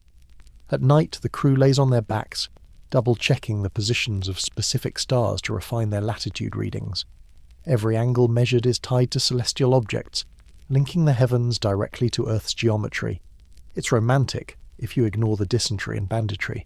And how do they physically record the meter? Once they've determined the Earth's curvature from Dunkirk to Barcelona, they cut a platinum bar to that exact dimension, 1/10,000,000th of the quarter meridian. Voila, the meter is born. The original prototype was stored in a triple-locked vault and kissed regularly by science nerds in powdered wigs. But you can't help but feel a little pang for Méchain. He never forgave himself for his minor error, even though the final measurement, 1 metre, was so incredibly close to modern values that we're still using it today. Well, sort of. It's now defined by the speed of light, but that's another late-night video. As you follow their route along the coast of Spain, you pass landmarks once used as survey stations, churches, lighthouses, remote barns, where telescopes once hummed with cosmic intent. You can almost hear their footfalls echoing behind yours. Every stone step, every shouted number, every careful sketch in a leather-bound logbook, all in service of measuring something no one could ever truly see. Historians still argue whether the project was as purely scientific as it seemed, or if it was also a political statement, a way to unify the chaos of revolutionary France under a clean, rational system. Probably both. Humans rarely do anything monumental without at least a little agenda. Eventually you reach the final station near Barcelona and watch as they etch the last number into their notes. The journey has taken 7 grueling years, but now humanity has a universal unit, a meter. One small line on a platinum bar, born from 1,000 triangles, a few nervous breakdowns, and a lot of telescope time. And you? You carry that meter in your pocket every time you check a road sign, measure your height, or buy a 2-litre bottle of soda. All thanks to 2 guys who thought, let's measure the Earth, and meant it. You find yourself trudging across a frozen expanse now, your breath fogging in the air as sleet needles your cheeks and wind roars past your ears like a vengeful ghost. You're in 19th century Russia, because apparently surveying the world wasn't quite difficult enough already. What better place to finish mapping the vast, harsh edges of empires than Siberia? Mainstream historical fact, the Russian Empire, with its seemingly endless terrain, needed accurate maps not just for trade and taxation, but for military logistics and imperial control. Surveyors, called zemlema, or land measurers, were sent out on grueling expeditions through tundra, taiga, and mountain ranges. Many were young engineers from military academies, and what did they carry? Chains, sextants, barometers, and a stubbornness only vodka could sustain. The sky is iron grey. The forest is an unbroken monotone of frostbitten pine.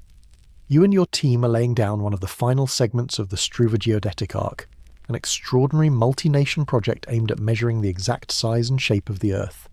It stretches from Hammerfest in Norway all the way down to the Black Sea, covering over 2,800 kilometres.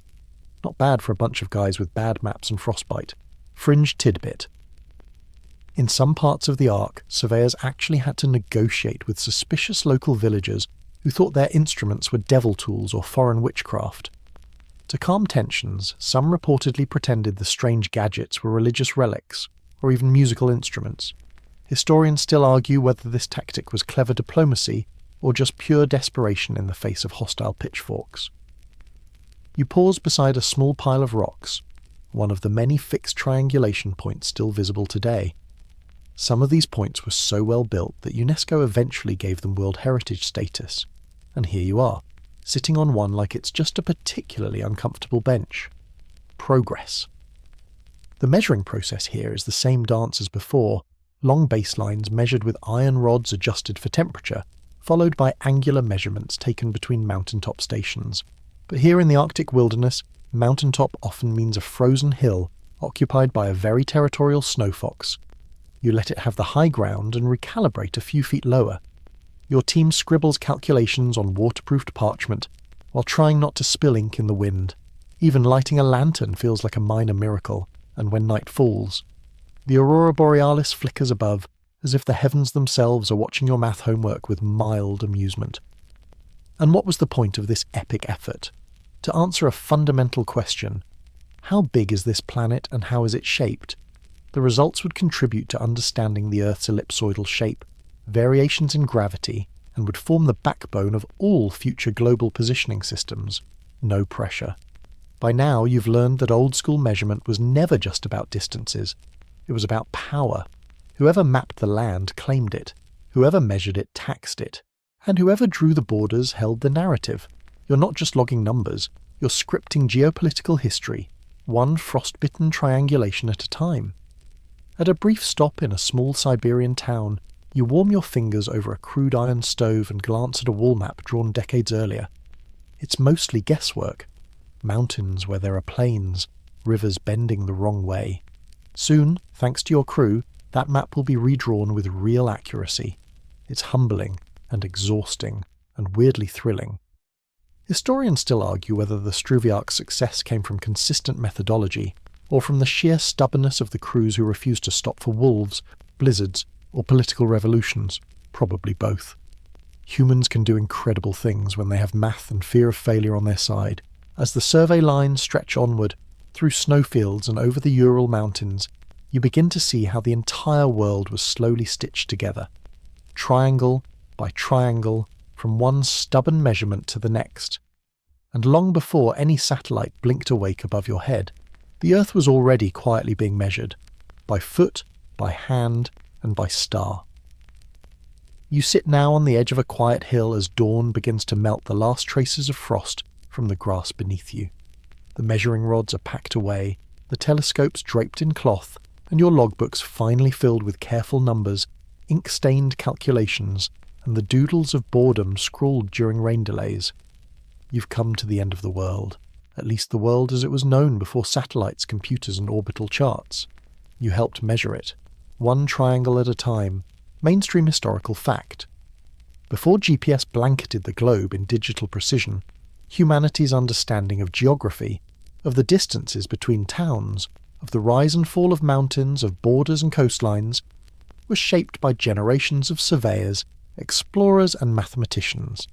The oldest accurate longitudinal measurements were often made by people perched on rooftops with pendulums and sextants, calculating their place in the universe with tools that, by today's standards, feel almost primitive. You lean back and think of all those who came before you, the Egyptian rope stretchers who measured fields after the Nile flooded, the Greek polymaths who tried to calculate Earth's circumference using nothing but shadows and ambition, the Roman agrimensors who etched invisible lines of property and power across Europe, and the tired but triumphant men of the Enlightenment who insisted that the world could be measured, that it should be understood. Quirky tidbit. The French even once proposed renaming the entire calendar and reorganising the day into decimal hours.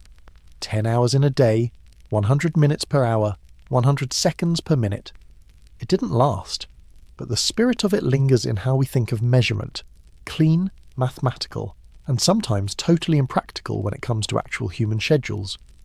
Historians still argue whether pre-modern measurements, so often biased by politics, weather and personality, can ever be considered truly accurate. Some claim they were marvels of precision given their context. Others call them elaborate guesstimates wrapped in ceremonial robes and national flags. The truth probably floats somewhere in the middle, like a compass needle that wobbles just before it settles. And now you're here, with satellites twinkling above your head. They're constantly talking to your phone, letting you order takeout with the same math that once took months of climbing mountains and dodging malaria. You wonder how many people still think of the sweat, the frostbite, and the quiet dedication it took to build the systems we now treat like magic. You rise and look around. Every road sign, every mile marker, every map app that gets you from your couch to your dentist, they all trace back to this history. The slow, deliberate measurement of a chaotic world by people who refuse to settle for close enough. As you walk back toward camp, boots crunching softly in the grass, the stars fade with the morning light. For centuries, those stars were the guideposts of explorers and surveyors alike, silent companions in the eternal question of where, exactly, am I? Now your phone tells you instantly, but once it took the cosmos. And maybe, just maybe, something was gained in that long process of measuring by hand, a sense of scale, not just geographical, but human. That we are small, yes, but we are clever and persistent, and really, really bad at accepting that we don't know exactly how far it is from Paris to Barcelona. You exhale. The world has been measured, but the story of how we did it, well, that was the real journey all along. Word count 1096, wind down, 300 words. And now, as your eyes grow heavier and the world softens around the edges, let the pace of thought slow to a gentle drift. Picture those ancient surveyors again, not in the middle of their work, but resting, curled near a glowing oil lamp, their notes set aside, the long day's calculations fading into quiet memory. The mountains no longer loom. They rest like sleeping giants under a pale sky. The stars, those silent guides that once ruled the night, now twinkle faintly above, no longer demanding your attention, only offering their calm, distant glow. Let your breath deepen. Let your limbs settle. The footsteps of history echo more softly now, like fading chalk lines on a well-worn map. No need to keep track of every mile, every angle, every shift of the compass. For tonight, you're exactly where you need to be, held in a quiet moment between centuries of movement. The earth turns slowly, imperceptibly, as it always has. The ancient tools are packed away, the triangles closed, the distances resolved. The questions will still be there tomorrow, but tonight, there is only stillness. Close your eyes. Let the sound of the wind through old cartographers' tents, the ticking of pocket watches, and the distant call of owls lull you into a deeper peace. You are floating now, not above the earth, but within it, measured and known, resting inside the lines drawn by those who came before. Sleep, traveller. The world has been mapped. The stars are back in their places. And you are home. You are home. You are home. You are home. You are home. You are home. You are home. You are home. You are home. Hey guys, tonight we wake up somewhere very wrong. Your eyes blink open to soft filtered light, not through glass but through reeds, loosely woven to keep out the mosquitoes and not much else. You're lying on something that crunches faintly when you shift. Woven rush mats maybe. Smells like lake water, dust and wood smoke, with just a trace of something spicy. Welcome to Tenochtitlan, the beating, impossible heart of the Mexica world. It's barely past dawn, and already the air feels alive, buzzing, murmuring, sizzling just out of sight. And you, dear traveller, are definitely not supposed to be here. You try to sit up too fast and smack your head on a low wooden beam. The room spins. Someone outside yells in Nahuatl. Somewhere far off, a conch shell bellows. You might have been safer waking up in a volcano. So, before you get comfortable, take a moment to like the video and subscribe, but only if you genuinely enjoy what I do here. And drop a comment with your location and what time it is where you're watching, just so we all know who else is wide awake tonight. Now, dim the lights, maybe turn on a fan for that soft background hum, and let's ease into tonight's journey together. Your host is absent, maybe gone to the lake, or maybe sacrificed. Who knows? You shuffle toward the opening in the reed wall, no doors here, and emerge into a small courtyard, neatly swept, ringed by tiny rooms, like one big family sleepover. Stone tools hang from pegs. Maize is piled in baskets. A duck waddles by with purpose. You're barefoot, underdressed, and deeply confused. Also, you're pretty sure this is one of those days historians call ordinary, which is terrifying because it means no one's going to warn you if something bad is about to happen. Your first job is finding water. Easy, right? Not when the only basin you can find is full of blue-streaked paste that smells like ashes and mint. It's probably Chikali, the volcanic salt toothpaste of choice around here, though it looks more like something you'd exfoliate a crocodile with.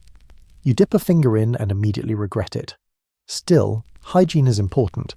The Mexica had public bathhouses, known as temazcal, steamy and sacred. You can almost hear the hiss of hot stones underwater and the chants of the bathkeeper. But this morning, your wash is strictly DIY. Outside, the world is already awake. You step into the street, which isn't really a street at all, but a narrow strip of packed earth between walls.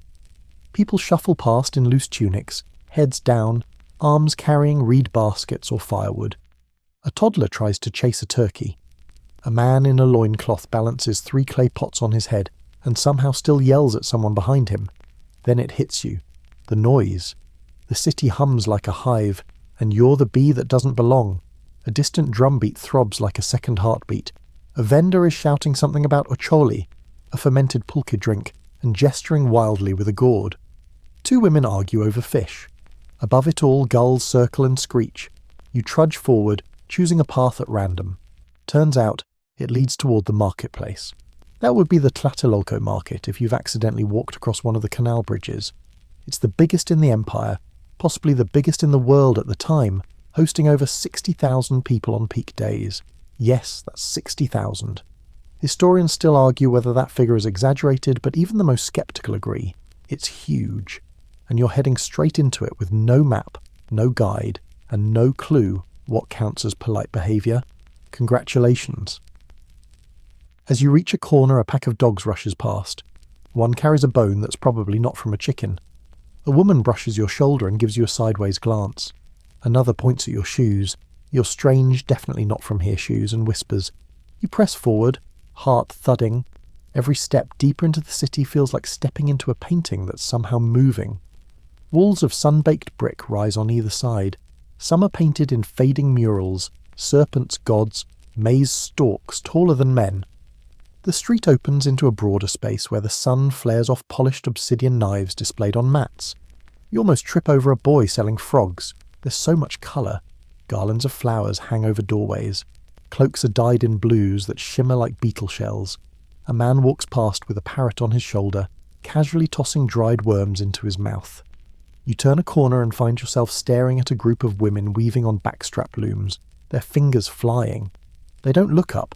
The city smells like wet stone, roasted maize, burning copal resin, and occasionally, very occasionally, something less pleasant. A reminder that sanitation here, while advanced for the time, is still more organic than you'd like. And speaking of the time, you've got no idea what it is. No sundial, no Apple Watch, no handy wall calendar, just the sun slowly rising over a city of temples and teeth. A nobleman passes, carried on a litter by 4 exhausted-looking attendants. His cloak is shimmering turquoise. He doesn't glance at you, but his guards do. They don't look happy. You turn your eyes downward and keep walking, which is good, because you nearly step on a frog again. Somewhere to your left you hear a loud cheer. It might be a street performer, or a thief caught in the act, or the beginning of a ritual offering. You turn toward it, curious, and that's the last mistake you'll make this morning. The cheer rolls over you like a wave and you hesitate. Just long enough for a group of runners to barrel past.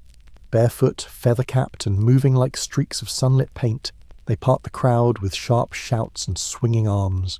You nearly get trampled by the last one, who tosses a glance your way that could peel bark off a tree. You're standing at the edge of a courtyard now, if you can call something the size of a sports arena a courtyard. The ground is stone, warm under your soles and dotted with baskets, tarps and makeshift stalls. It's early, but already the market is pulsing with life. To your left, a woman fans coals beneath a clay griddle, flipping discs of masa into soft tortillas. She gestures to a bowl beside her. Amaranth cakes, probably sweetened with honey, and maybe insect protein if you're lucky. You try to look grateful and non-threatening. She wrinkles her nose and shoos you away. You're in the wrong part of the market. This is where early morning business happens, where deals are made in silence, through subtle hand signs and weighted stares. No jokes, no tourists, no browsing. A man nearby is selling obsidian blades that look like they could split sunlight. Another offers a pile of red-streaked feathers he's brushing like they're sacred. Spoiler, they might be. You back out slowly and trip, of course, over a low wall. That's when you meet the courtyard's true rulers, the creatures. You fall forward onto a stone slab and freeze. Inches from your face, a small damp creature blinks. It has gills. It has a smile that is not really a smile, and it's looking at you like you just woke it from a very important dream. It's an axolotl, and it's not alone. A cluster of them flop around in a wide, shallow basin carved into the courtyard floor. A boy sits beside it, lazily flicking bits of food into the water, while staring at you like you're the day's second most interesting freak. First place goes to his pet. In Tenochtitlan, axolotls aren't oddities. They're breakfast, pets, medicine, and myth all rolled into one. Some nobles even keep them in personal fountains, their frilly heads bobbing like aquatic confetti.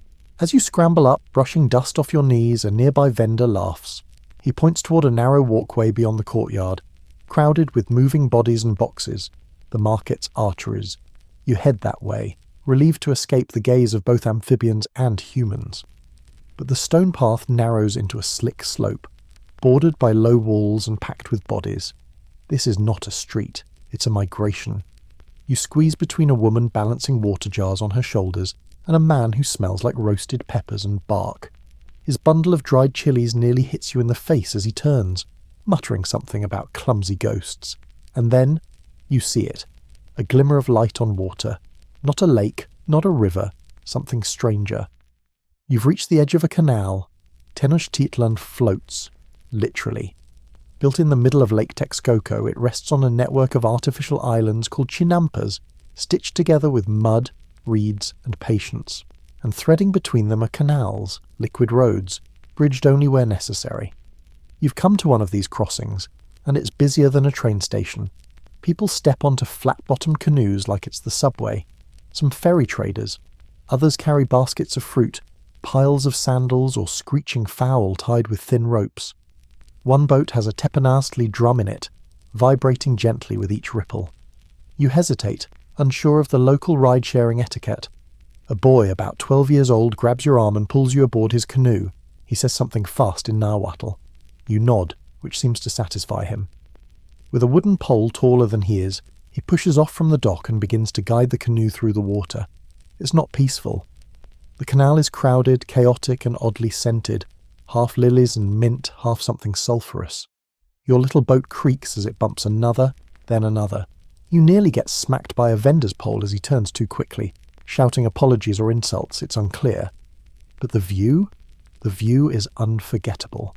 Floating gardens stretch out on either side. Chinampas, their rows of crops unnaturally green and perfectly ordered. Maize stalks wave in the breeze. Squash vines curl across black soil. Herons perch on stakes, blinking with disdain. And every so often, a shrine rises from the water, draped in flowers and feathers. Historians still debate whether these canals were mainly for transportation or symbolic significance.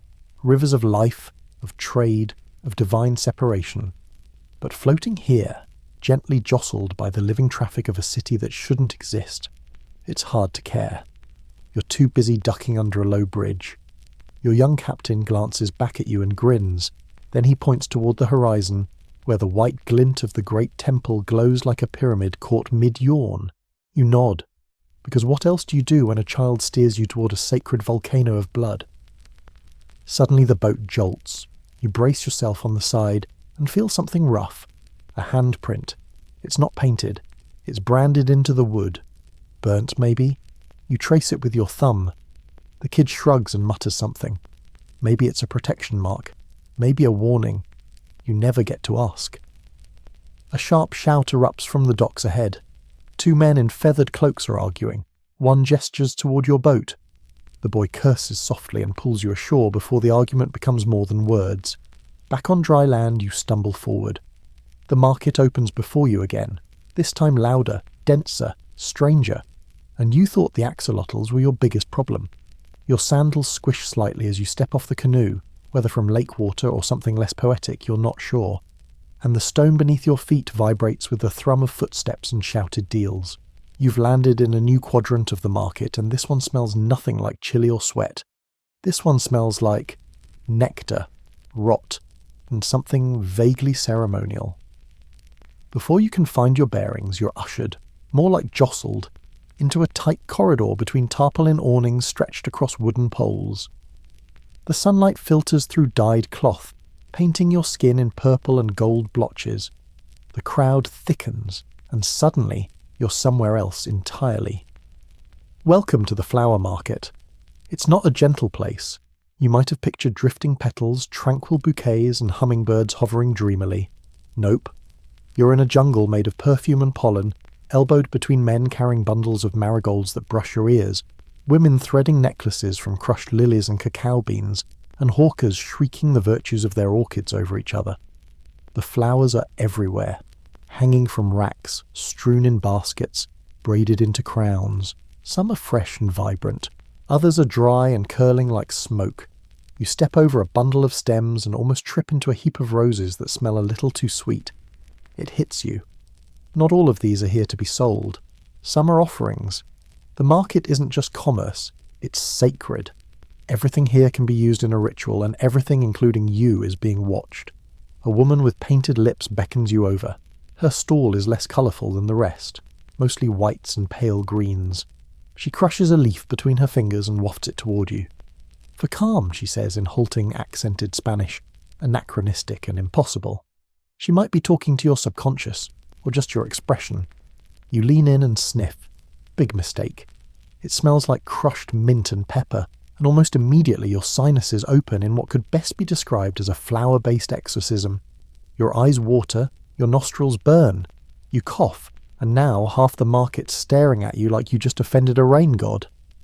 The woman shrugs. Too strong for traveller.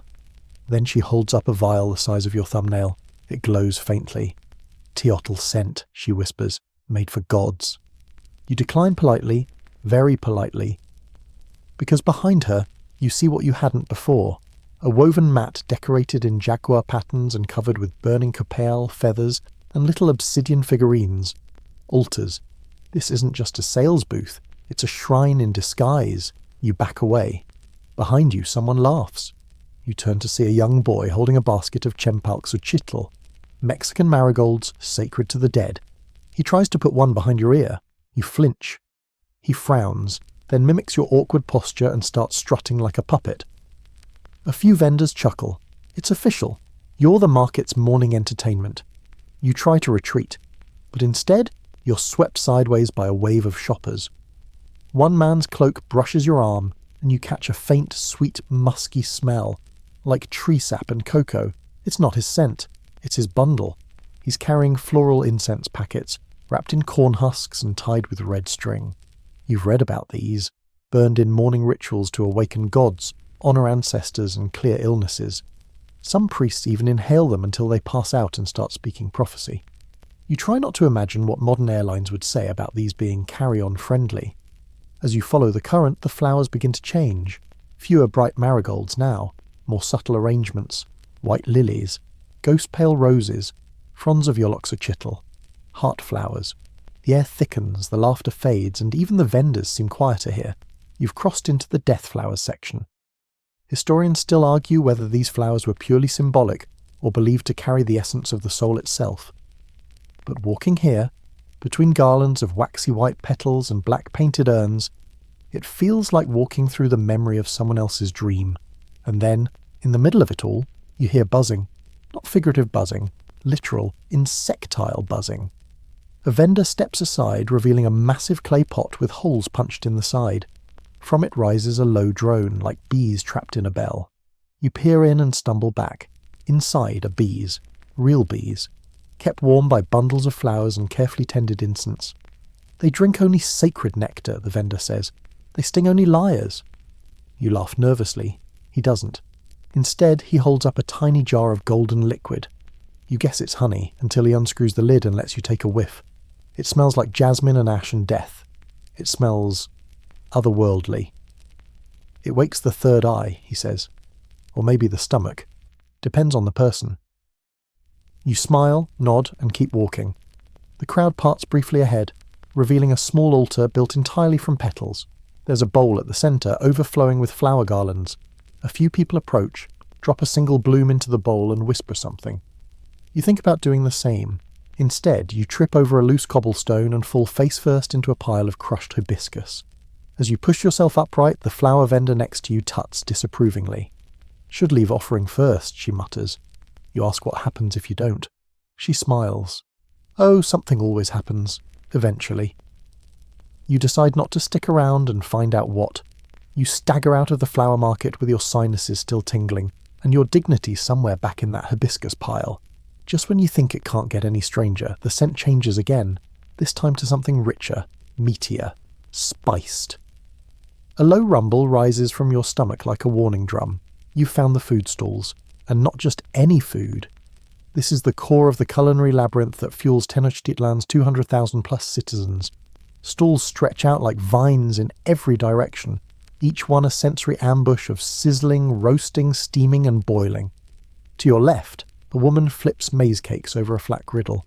To your right, a man balances a clay bowl filled with glossy black insects, chapulins.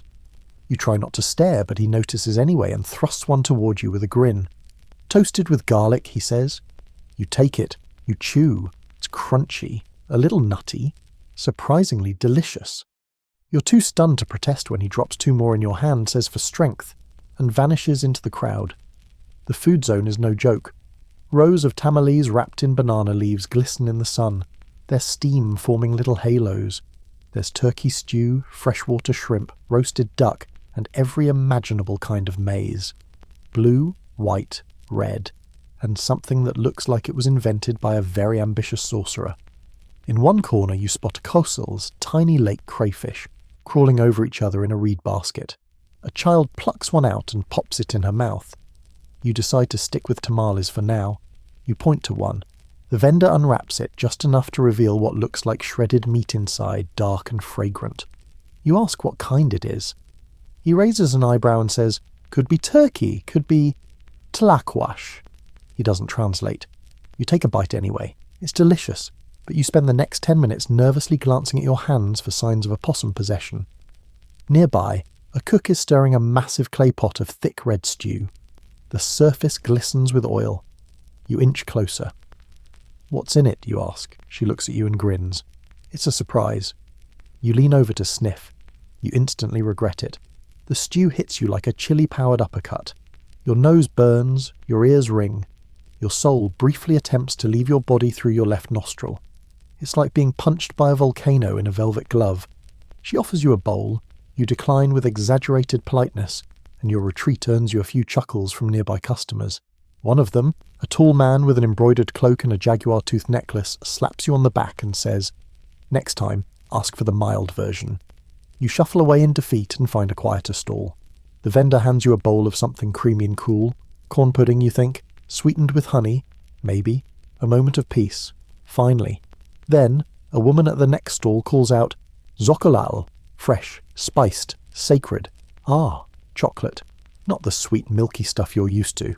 This is Zocolal, the original version. Dark, bitter and served hot. Often with chili, maize or even blood. Yes, blood. Scholars still argue how often sacrificial ingredients were actually added to ritual drinks, but the debate alone is enough to keep you at arm's length. Still, you're curious. You approach. She grinds cacao beans on a stone slab, mixing in ground chili, vanilla and water. The result is foamy, dark and vaguely terrifying. She hands you a small clay cup. The scent is divine. The taste? Well, let's just say it's not a Starbucks seasonal release. Your eyes water. Your throat seizes. You cough so hard you nearly drop the cup. She watches, amused. "Too much chili?" You nod, gasping. She leans in and whispers, "That was the light batch." You manage a weak thank you and wander off, cup still trembling in your hand. A nearby boy offers you a wedge of cactus fruit, red and speckled with tiny black seeds. You take it and let the sweetness soothe the burn. It helps. Barely. You sit on a low stone wall to catch your breath, your tongue still tingling like it made a deal with a fire spirit. Around you, people eat standing up, eat walking, eat while bargaining for sandals. You watch a woman order 6 tamales, argue over their price, and deliver them to a line of warriors lounging against a temple wall. No one thanks her. She doesn't wait for it. Food is everywhere, flowing through the city like blood through veins. It's a language, a ritual, a power play. You rise to move on, but not before a short man with a painted face offers you a delicacy in a folded leaf. You peek inside. Ant larvae, Eskimos, creamy, nutty, revered as a delicacy. You hesitate. He shrugs. They say it keeps your soul anchored. You smile, take one, and try not to think about it too hard. And honestly, it tastes kind of amazing. You swallow and grin, just in time for your stomach to make a sound that could summon rain gods. Your stomach grumbles again, this time louder, possibly in protest rather than hunger. You've just subjected it to fried grasshoppers, fiery chocolate, and a spoonful of insect caviar. Frankly, it's handling it better than expected. You wipe your hands on your tunic and push deeper into the food district, drawn by the scent of something smoky and sweet. That's when you notice a cluster of people gathered around a stall, all giggling like they know something you don't. Curious, you inch closer. The vendor is stirring something in a wide, shallow bowl. You catch a glimpse. Roasted maize mixed with crushed nuts, honey, and... Wait, was that lizard tail? He lifts a spoonful toward a noblewoman. She samples it, smiles demurely, and fans herself. You, of course, step closer. Too close. He sees you. He grins. He scoops out a serving and holds it up. Special recipe, only for the brave. You look at it. Smells. Complex. Nutty. Earthy. A hint of cinnamon and, yep, definitely lizard. You hesitate.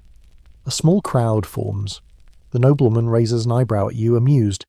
You can't back out now.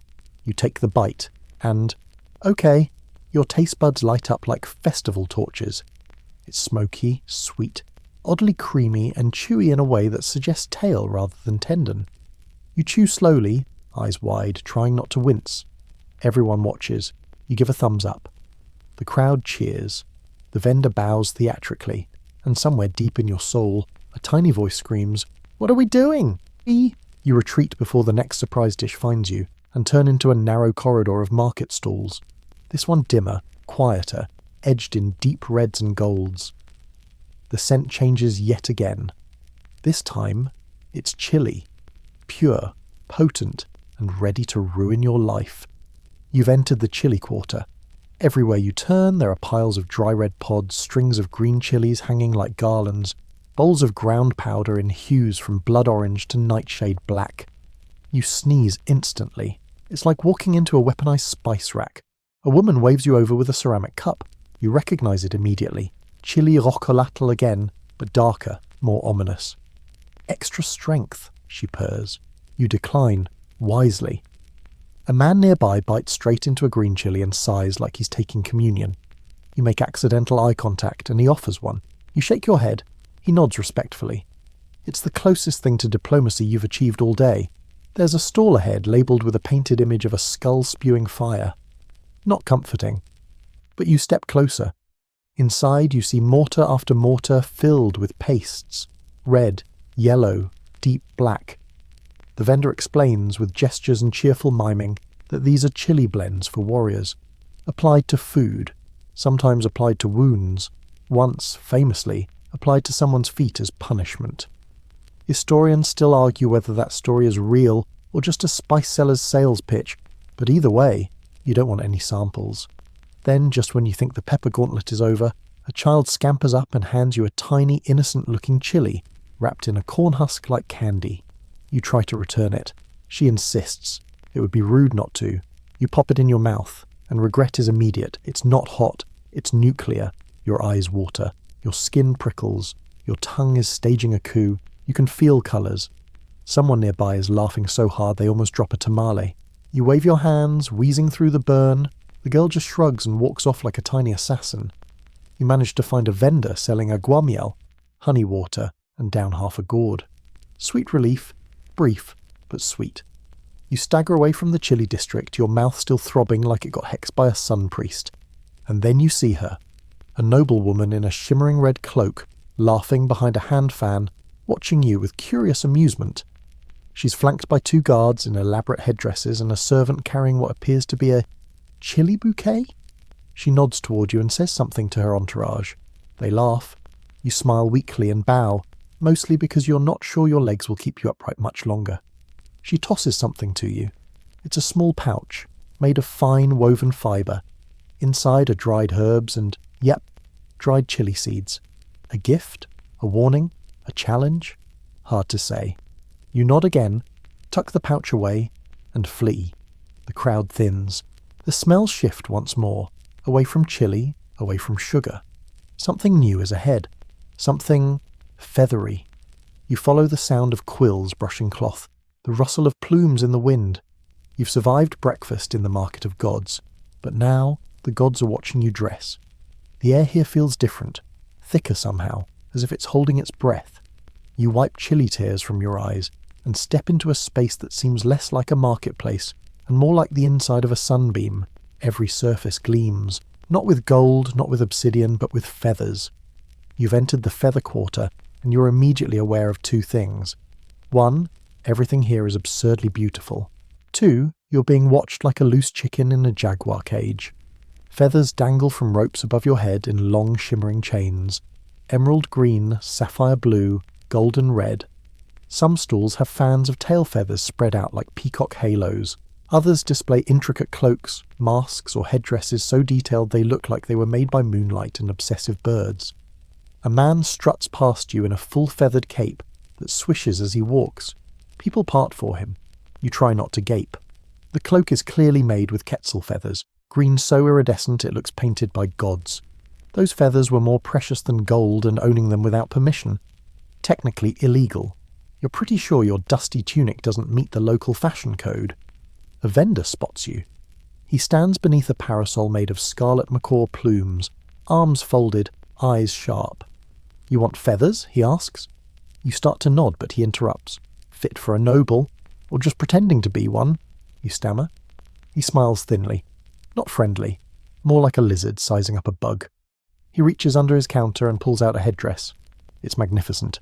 Woven reeds form the base, layered with hundreds of feathers that glow like wet ink. Green, blue, purple, tipped with tiny gold beads. You're afraid to touch it. He sees your hesitation. "Not for sale," he says, "only borrowed." You ask, "Borrowed for what?" His smile widens. "Ceremony, or something like it." You don't get a chance to clarify before he waves you away like an annoying breeze. You back off and turn toward another stall, this one smaller, more discreet. Inside, an elderly woman is plucking feathers from a gourd-shaped pouch. She glances at you, then gestures to her wares, bundles of hummingbird feathers, glinting like stardust.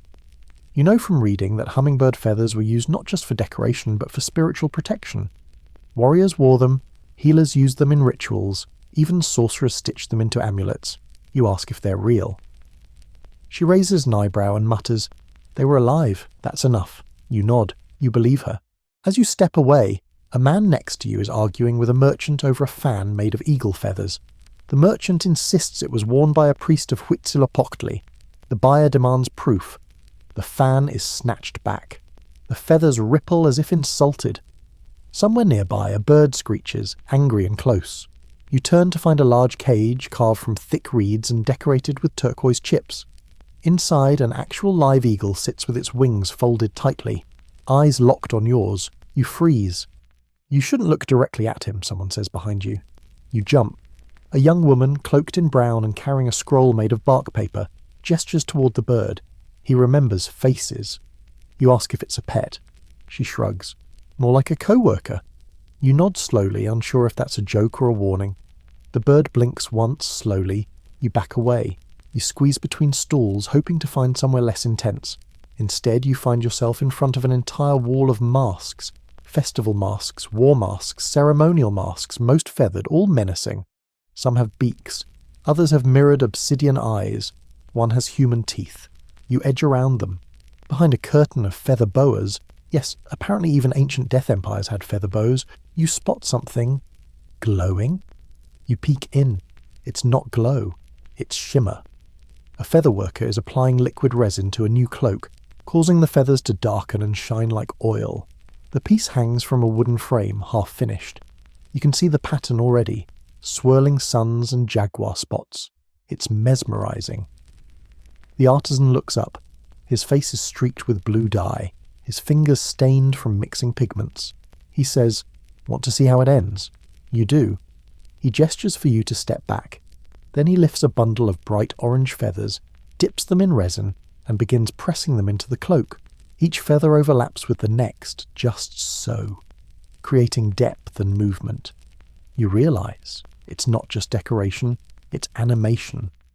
When the cloak moves, the feathers will ripple like fire. When still, it will look like a god paused mid-stride. This isn't fashion, it's living art. You thank him quietly and back away. But as you re-enter the main walkway, another vendor catches your eye. This one grinning, eyes alight with mischief. "Looking for something special?" he asks. You hesitate. He takes that as a yes. He pulls out a headdress, smaller than the others, simpler, but strange. The feathers are dark, almost black with green sheen, and there's a single blue stone embedded in the front. He leans in. "Fit for a god who walks among men." You're about to refuse when you feel it, an odd pull. The feathers flutter, though there's no wind. You blink, and suddenly you're surrounded. A circle of vendors, silent, watching. They've seen something on you, or maybe in you. You hand the headdress back. They nod, and just like that, the tension breaks. You're allowed to pass. You exhale, clutching your little chili pouch like it might protect you from the next weird encounter. Spoiler, it won't. You duck under a swaying canopy and emerge into a different kind of stillness, one that prickles the back of your neck. Gone is the chatter and clatter of the feather quarter. This place hums with low voices, eyes that don't blink, and the kind of tension that makes you instinctively lower your voice. Welcome to the precious things zone. Not golden jewels, but power wrapped in colour, weight, and mystery. Turquoise glints from every direction, and polished obsidian gleams in ways that feel less like light and more like warning. You step carefully. A mat lies before you, woven with snakes and stars. On it, a man sits cross-legged behind a low table, polishing what appears to be a small mosaic mask. Tiny turquoise tiles form the face of a jaguar, its eyes set with shining shell. It's beautiful. It's terrifying. He doesn't look up, but he speaks. This one's not for you. You take a respectful step back. Your reflection wobbles in a bowl of dark water beside him, rippling as if it heard him too. Behind you, a woman gasps. You turn to see her holding a thin, flat disc, translucent pale blue, webbed with veins of darker stone. It's a mirror of some kind, but not glass. Polished obsidian? Ground shell? A vendor insists it's tech cattle, the eye of the moon. Only the high priests use it, he whispers, to see what cannot be said aloud. You try to move on, but your path is blocked by a wall of toothy jewellery. That's not a metaphor. Necklaces made from human teeth, bracelets strung with jaguar fangs, amulets carved from what you really hope is just carved bone.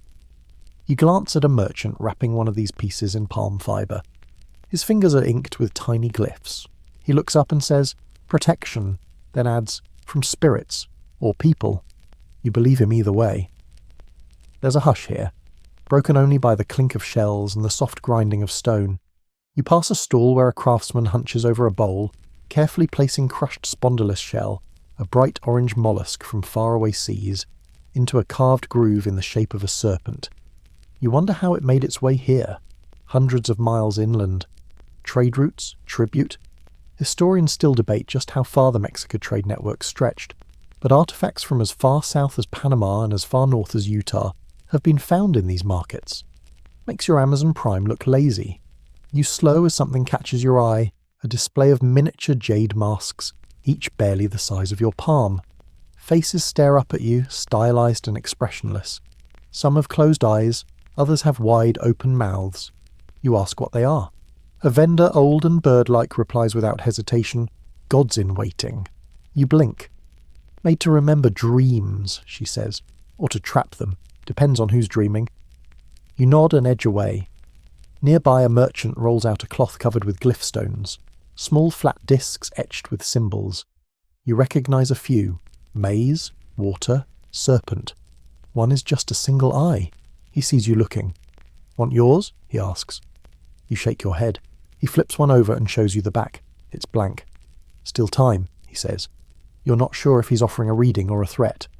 Then, from across the square, a man calls out. He's tall, wrapped in a cloak stitched with bits of turquoise. He waves you over. At his feet are items that make your skin crawl. An obsidian blade shaped like a feather. A headdress rimmed in tiny skulls, some human, some not. And in his hands a jade knife. Long, narrow, and still faintly stained.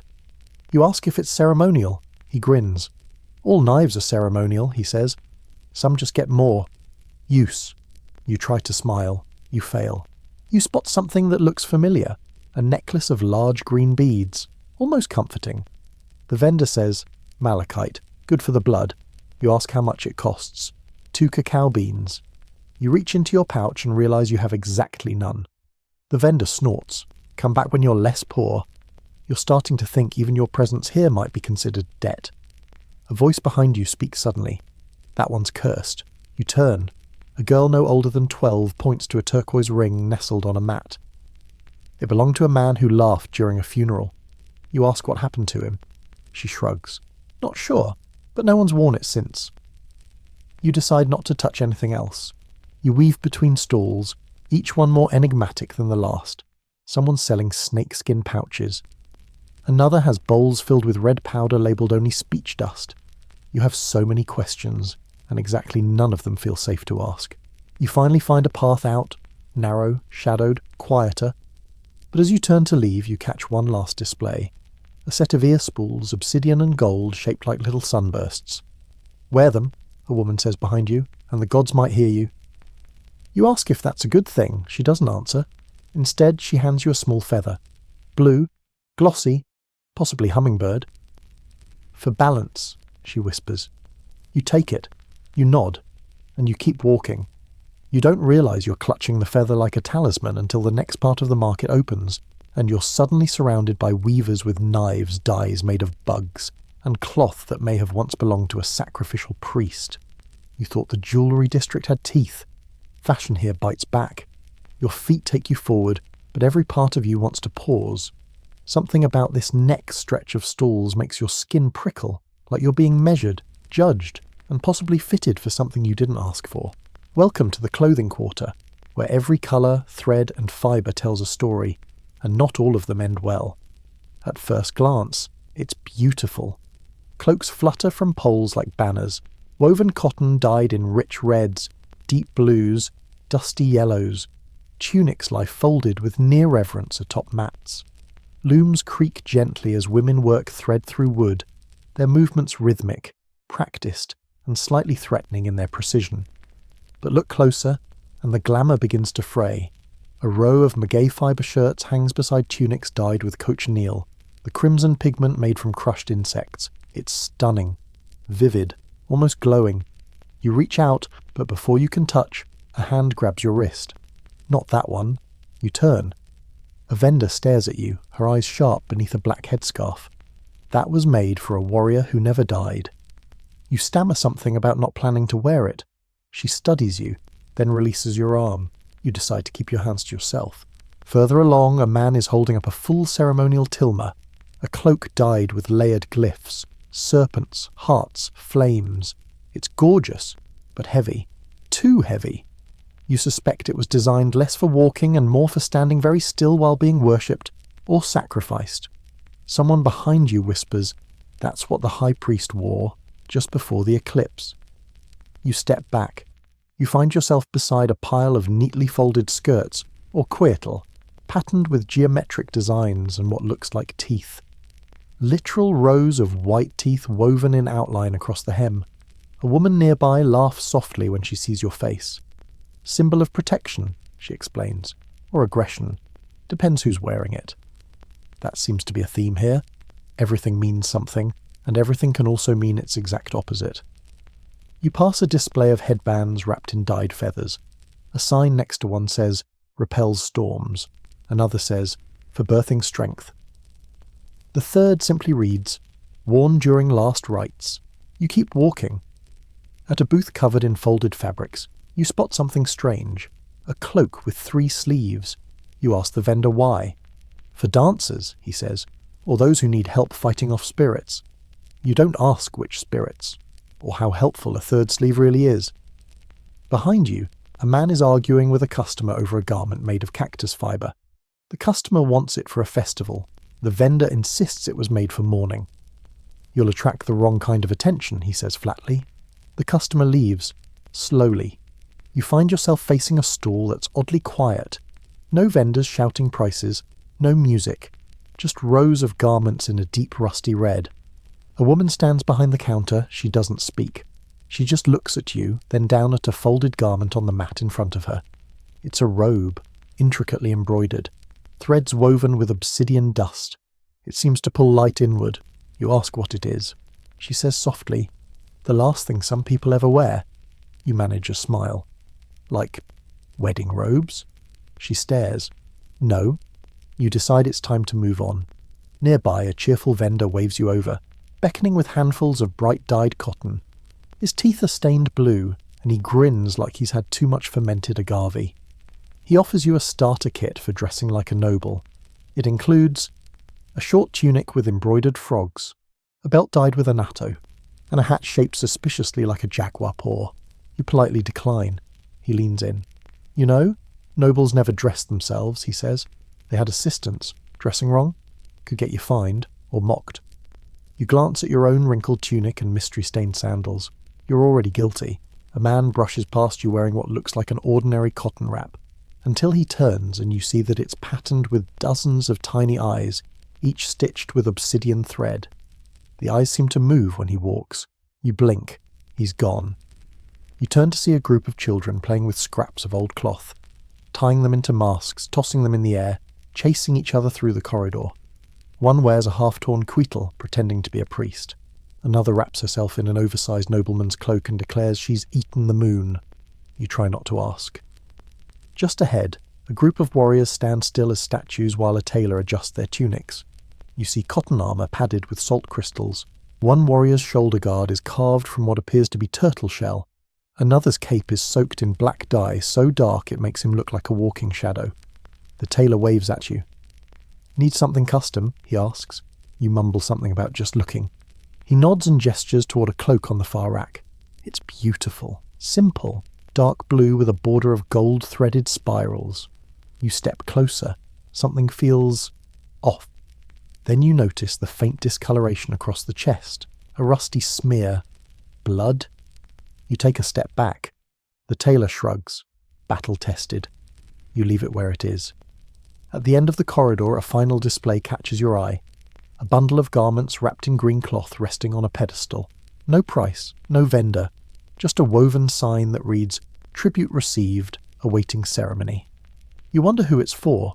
Then you realise there are no other garments like it in the market. You turn away and walk faster. You're not being dressed.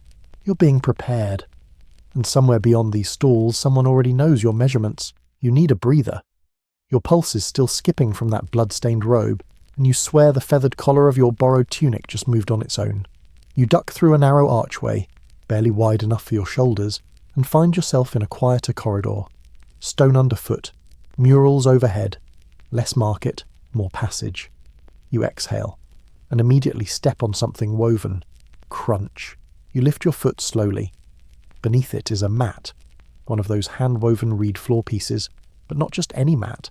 It's painted with glyphs in red and black, each edge wrapped in delicate jade beads. Probably sacred, possibly cursed, almost certainly not meant for your sandals. A voice barks from your left. Tribute violation. You freeze. A teenager in elaborate sandals and a cloak too large for his frame steps into view, flanked by two slightly younger assistants carrying ledger boards and pouches of cacao beans. He looks about 15. He also looks like he's been waiting all morning to ruin someone's day. That someone is now you. You attempt to explain that you're not from around here. He waves a hand dismissively. Matt was ceremonial. Stepping on it implies acceptance of offering terms. He points to the glyph at the centre. 2 maize stalks crossed over a drop of blood. That's a tlazolteotl mat. Purification mat. You owe 10 cacao beans. You check your pouch. Still empty. You try smiling. He is not the smiling type. He sighs dramatically and writes something on his ledger board. No payment. Noted. You'll be marked as in debt. You ask what that means. His grin is pure glee. Future tribute. Random enforcement. Surprises. You nod solemnly, as though this is perfectly reasonable and not the beginning of an administrative nightmare. He hands you a small tag made of bark paper tied with red string. It reads, "Debt acknowledged, awaiting fulfillment." You're now officially a participant in the tribute economy. Fun. You slink past him, clutching your bark tag like a parking ticket, and return to the wider walkway. You're now in a less glamorous part of the market, still active, still loud, but full of the mundane business of exchange. Not gifts, not worship, just logistics. Crates of maize, bundles of firewood, strings of dried fish. You pass a man weighing avocados with a system of stones and balances. Another is counting cacao beans into a pile like a medieval accountant. A sign above his booth reads, 2 beans per squash, 10 for chili paste, no change. It's mesmerising. You've read that cacao beans were currency here, used alongside other barter systems, and in this moment, it's absolutely clear. People haggle not in silver, but in beans. Wealth is aromatic and pocket-sized. A group of messengers dashes by, each with a staff topped in obsidian, possibly runners, possibly officials. One drops a scroll. You pick it up, glance at the glyphs, and hand it back. He nods, but doesn't speak. You suspect you weren't supposed to read that. You pass a stall where a woman is sorting tribute items into neat piles. Smoked fish, dried flowers, painted shells, parrot bones. A sign beside her reads, "Quarterly Imperial Collection, no substitutions. You ask what happens if someone's tribute is rejected. She shrugs. Double neck cycle, or replacement in blood. You smile tightly and move on. Just ahead, a man in a Jaguar print skirt waves you over. Interested in tribute insurance? He asks, grinning. You think he's joking. He is not. For the price of 10 beans now, he promises exemption from minor fines. You ask how he enforces that. He taps the blade tucked into his belt.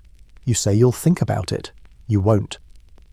As you continue walking, you notice the tribute system is more than just bureaucracy. It's identity. People are marked by what they owe, by what they can offer. You pass a woman holding a bowl of feathers, waiting for someone to inspect her contribution. A young boy offers a painted turtle shell and waits for judgment. He's waved through. You, still beanless, are now a cautionary tale. You reach another stall, this one offering ways to earn tribute tokens. You raise an eyebrow. A man with an elaborate lip piercing explains. Carry crates for merchants, deliver food to officials, clean altars, kill a rat. 5 options, your choice. You politely decline. He smiles. You'll be back. And you believe him. Further down, a robed man with a hawk on his shoulder is organising shells into geometric shapes. You ask what he's doing. He says, interpreting tribute flow. You stare. Each quadrant sends tribute. Each pattern means something. Disease, war, celebration, omen. You ask if he sees anything unusual. He looks up. Yes. You. That's your cue to leave. Just as you round a corner, a small girl tugs your sleeve and holds out a single cacao bean, her face serious. You take it, stunned. She says, you dropped this. You shake your head, say thank you. She vanishes into the crowd. You turn the bean over in your hand. Light, smooth, more valuable than it looks, and just in time, because ahead, a man in an ivory tunic and carved bone headdress is unrolling a scroll and pointing to people. One by one, they step forward and pay their dues in feathers, food, or fingers. Don't ask. When he sees you, he squints. Debt tag? You show it. He raises an eyebrow. You hand him your single cacao bean. He examines it, then nods. Payment accepted. For now. He tears your bark paper in half. You exhale, not entirely relieved, because just behind him, you glimpse what's next.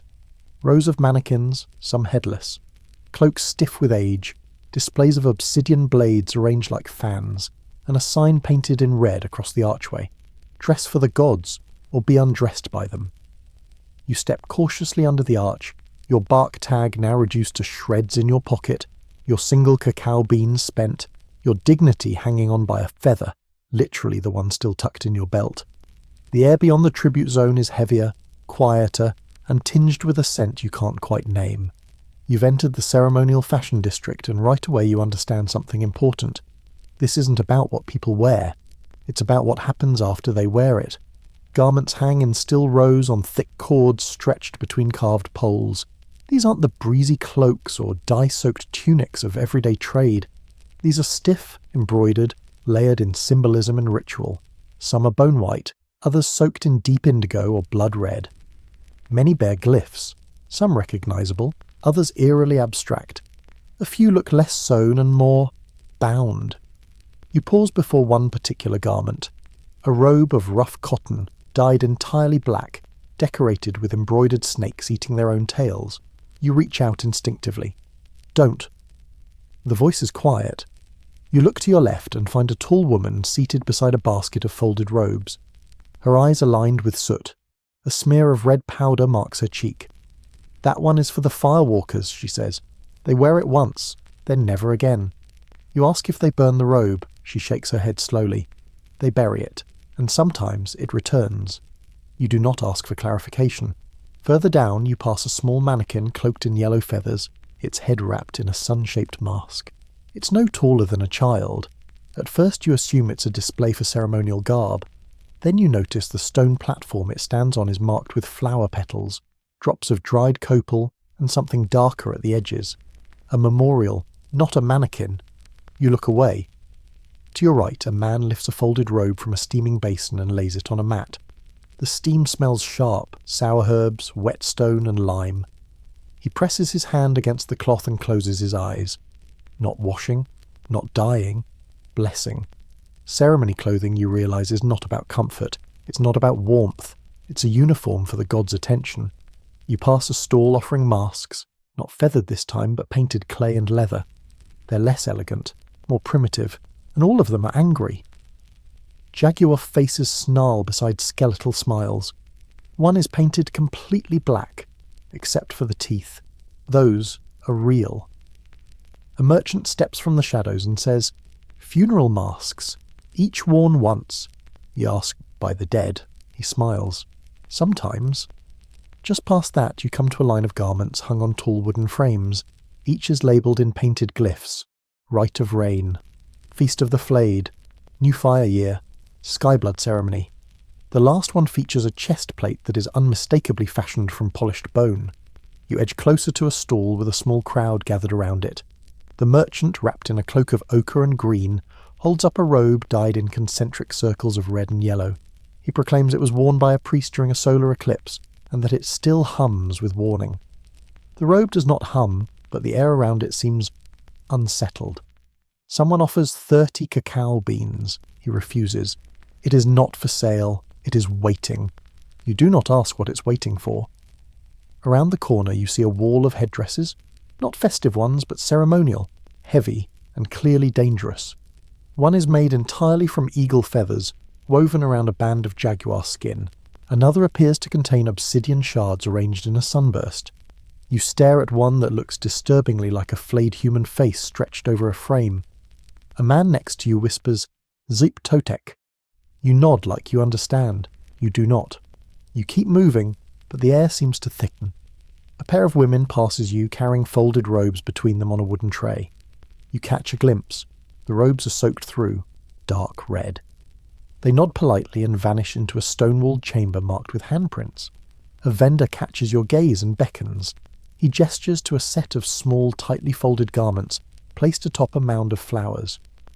"Garments of the chosen," he says.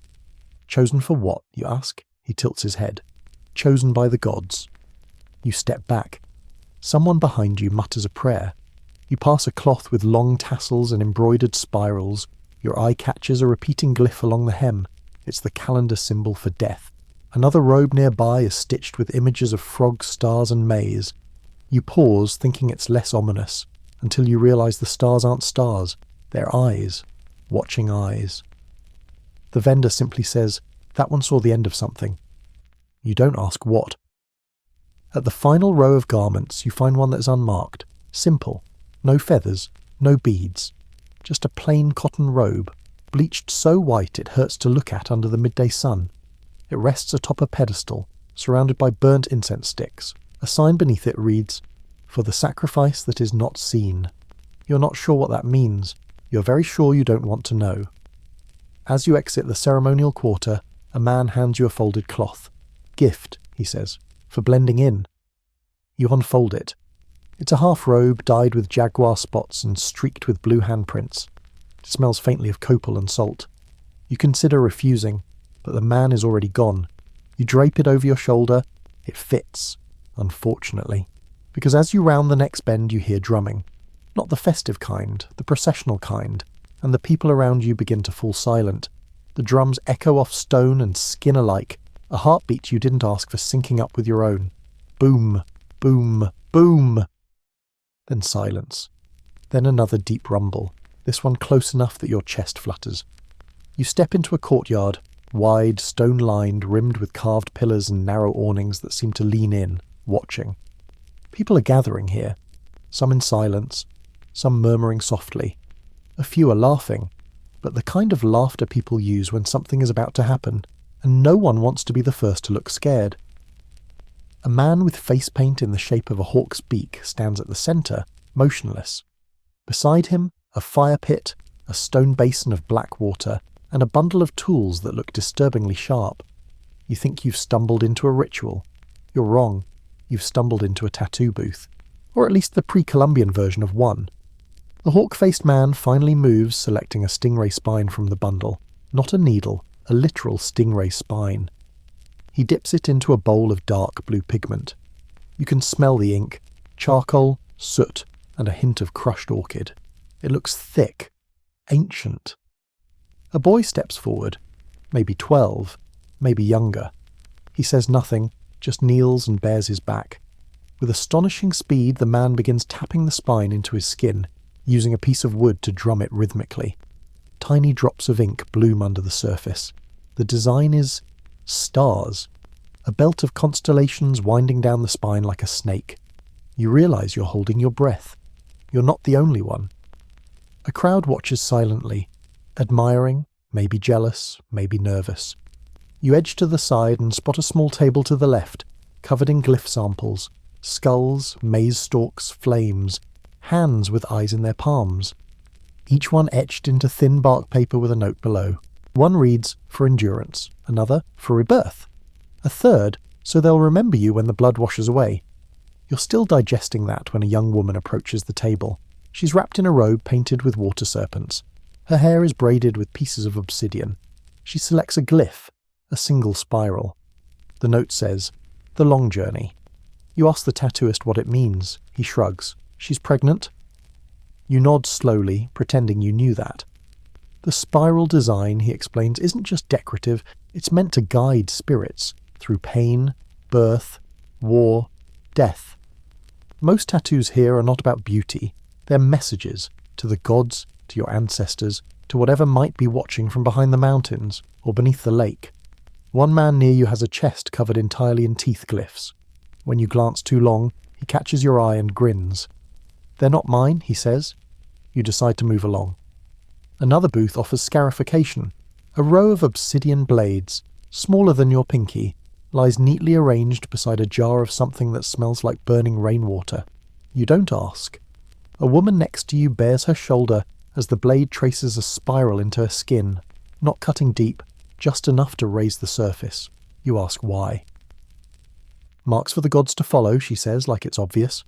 You pass a mural showing tattooed warriors mid-battle. The ink on their skin seems to shimmer in the painted sunlight. Historians still argue whether tattoos held legal, social, or strictly spiritual significance in Mexican culture. But you're starting to suspect the answer is yes, all of the above. Near the back of the courtyard is a quiet alcove, a darker corner lit by a single flickering flame in a clay bowl. Here the tattoos are different. No warriors, no serpents. These are dream glyphs, tiny designs tattooed behind ears, at the base of the neck, or just beneath the ribs. A vendor explains softly that these are not meant to be seen, only felt. So you don't forget who you were, or who you're supposed to be. You see a glyph shaped like a hummingbird pressed into a young man's ankle. Another, a bundle of maize with one stalk broken, etched along a woman's jawline. Her eyes are closed. She hums softly. The sound is wrong. It vibrates the back of your teeth. You leave the alcove quickly. Back in the main square, the boy with the constellation tattoo is now standing, arms outstretched. His back glistens with ink and blood. People pass by nodding. One person leaves a single flower at his feet. Ritual complete. You're almost out when the tattooist calls out to you. "You should mark the journey," he says. You shake your head. He smirks. "You're already marked. You just haven't looked." You hurry off, only to find your path blocked by a wall of people forming a slow-moving line. Ahead, smoke rises in rhythmic bursts. It smells like sweat, heat, and eucalyptus.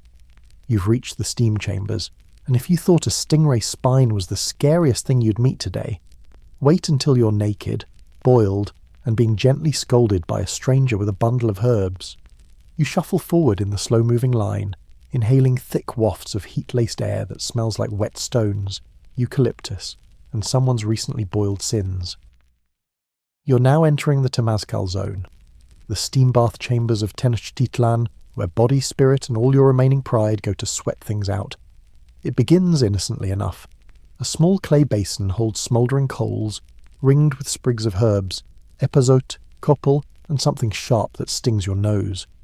An elderly woman stirs it with a wooden paddle, releasing more vapour into the air, then points to a narrow entry, where the smoke curls like a beckoning finger. You duck in.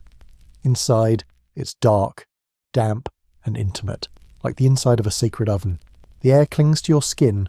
The walls are curved, plastered with lime, and etched faintly with glyphs. Some familiar, some not. There are no windows. only small clay oil lamps casting soft flickers across sweating faces. There's already a group inside, all seated on woven mats around a mound of stones glowing red at the centre. A man with a long braid and painted cheekbones tends to them, pouring infused water onto the stones, which hiss with the anger of a dozen tiny gods.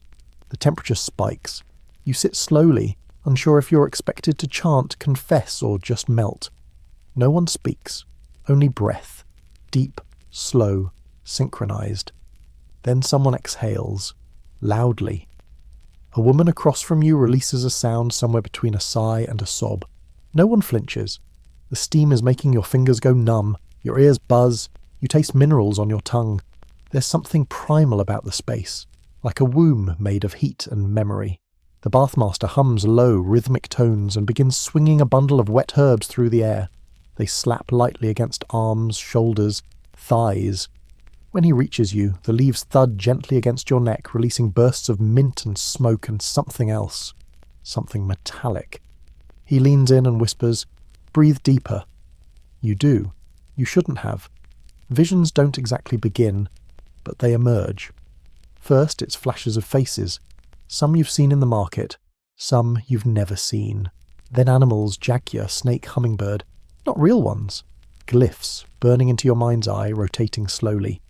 The man across from you inhales sharply, then begins to sing. It's not a melody so much as a long rising note, bending in and out of rhythm. The others join in. You do not. Mostly because you've just realised the pattern of glyphs on the walls matches the ones you saw on those dream tattoos. The bathmaster pours more water onto the stones. The hiss this time sounds like language. You cough. Your sweat has sweat. A woman beside you is whispering a prayer to Xochiquetzal, goddess of beauty and rebirth. Another is muttering something that might be a curse, or a recipe. Someone behind you whispers your name. You turn. No one's there. That's when you spot the offering bowl in the corner. Small, clay, filled with petals, herbs, and teeth? You do not ask. Historians still debate whether the temescal was strictly medicinal or spiritual. The answer, here, is clearly yes to both. It purges illness, bad dreams, shame, maybe even taxes. Eventually the singing fades. The bathmaster opens a flap at the far side, letting in a stream of cold air. The relief is instant, like being reborn. A little damp, a little dizzy. You step out into the daylight, blinking, squinting, steam curling from your shoulders. Someone hands you a cool cloth. Someone else offers you a cup of cacao. No chili this time, just warm, bitter grounding. You've survived the bath. You're dry for approximately 5 minutes. Because next to the steam chambers is a ritual smoke circle, where a crowd gathers around a central fire. A conch shell bellows once, deep and mournful. A performer steps into the circle. She wears a feathered cape and a jade mask. Her arms are painted with swirling cloud glyphs. She holds a smoking censer that belches grey plumes into the air.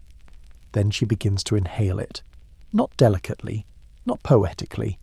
She takes it in like air, like hunger. Then she screams. It's not pain, it's prophecy. The scream rises into a tone that's not human, not entirely. She stumbles forward, arms flung wide. Her voice becomes a chant, then a hiss, then a whisper. One of you does not belong. A few heads turn. Yours is one of them. Another performer enters the circle. This one wears a cloak made of bones and a crown of burning incense sticks. He mirrors her movements exactly, like a shadow with its own agenda. They circle each other, chanting, laughing, weeping. Then they stop. Both of them point in your direction. Someone in the crowd mutters, "They always know." You try to disappear, but a hand pulls you forward. The bone-cloaked performer reaches into his censer and tosses something into the flame. It flares blue. He leans in and whispers, "You've been seen." The feathered one offers you a charcoal smear on her fingertip. You hesitate. She nods. You press your forehead forward. She marks you. And just like that, they both vanish behind a veil of smoke. The crowd murmurs. Someone pats your shoulder and says, "Congratulations." You ask, "For what?" They reply, "Being noticed." You're not comforted. You step away from the smoke circle, forehead still tingling from the charcoal mark. People part around you now, just a little. Some nod, some avoid eye contact. One old woman looks at you like she's already preparing your obituary glyph. It's subtle, but the energy has shifted. You're not invisible anymore. You're recognised. And that's not always a good thing. You duck into the next alley to catch your breath, only to find yourself nose to nose with a jaguar cub. It blinks at you. You blink back. It yawns, rows of tiny, perfect, murder-ready teeth, then stretches lazily across the stone path like this is its personal sun deck, which, judging by the lack of protest from anyone nearby, it absolutely is. A long reed leash is tied around its neck, but the leash trails into the shadows where it's been loosely looped around the ankle of a scribe. He sits cross-legged on a low mat, calmly writing with a reed stylus on a bark paper scroll. The cub sneezes. The scribe doesn't flinch. You ask if it's safe. He looks up. For me? Yes. You nod. He gestures to the cub. You may pet her. You hesitate. He shrugs. Or not. She's not hungry right now. Not hungry yet, you think, but you crouch down and offer a hand. The jaguar sniffs, then swipes at your wrist. Playfully, you hope. Her claws barely graze your skin, but you get the message. You're a toy, not a threat. At best. She's a gift from a tributary province, the scribe explains. A diplomatic offering, like obsidian, or salt, or daughters. You raise an eyebrow. He smirks. The jaguar smells better. You glance at his scroll, rows of elegant glyphs in long vertical columns. You ask what he's writing. He tilts it toward you. Observations, movements, names, faces. You notice the ink hasn't dried on the bottom row. One of the glyphs looks unsettlingly like you. He adds another. You ask if he writes for the priests. No, he says. They wouldn't like my style. You ask who then. He just says, someone who reads very carefully. The jaguar yawns again. You get the distinct impression that was your cue to leave. You wander back into the main avenue. As the stone path widens again, you notice more scribes tucked into corners. Some sit in pairs, murmuring. Others dip brushes into ochre and grindstones. A few work on massive scrolls spread across woven mats, each covered in stylized images, gods, temples, celestial alignments. One scroll shows a bird flying upward while a serpent dives, both chasing the same star. You ask one woman what she's drawing. She replies, truth. You ask if she ever runs out of space. She laughs. Only in this world. The scrolls aren't just records. They're living diagrams of the universe, interpretive, sacred, and occasionally rewritten. One old man near you is scraping off an entire column of glyphs with a shard of obsidian, muttering, the date was wrong. The omen was off. The priest sneezed. You realise you're surrounded by observers, people who write, watch, remember. You try not to act suspicious, which of course makes you look like a man trying very hard not to act suspicious. A nearby scribe narrows her eyes. You nod and move on. At a small booth under a woven canopy, a woman is engraving something onto a shell. You step closer. The glyphs are tiny, intricate. You ask what they mean. She answers, private names, true names. You step back. You pass a stall selling reed pens with obsidian tips. Another offers ink from sacred flowers. You recognise the scent from the steam baths. Someone nearby is buying a packet of powdered dye labelled 4 Dreams. Just past that, a group of youth, maybe novitiates, are seated around a master scribe copying glyphs with painstaking slowness. One boy is clearly struggling. He leans too hard on the brush, smears the ink, sighs. The teacher scolds gently, even the gods don't hurry the sun. You smile, but the smile fades as you notice something beyond them. A wall of names painted onto clay tiles, dozens of them, hundreds, arranged in concentric rings like ripples from a stone. Some names are crossed out, some are glowing faintly under morning sun. You feel an itch between your shoulder blades. Someone is watching you. You turn. The scribe with the jaguar is there again, scroll under one arm, cub at his side. He points to the wall. Names are added, he says, and sometimes removed. You ask how. When someone changes, he replies, or is chosen. You ask what happens to the ones who are removed. He says nothing. The cub growls, low, soft, vibrating your ribs more than your ears. You ask if your name is up there. The scribe smiles. Not yet. You walk away quickly. A breeze rises. Feathers rattle somewhere behind you. The charcoal mark on your forehead begins to itch.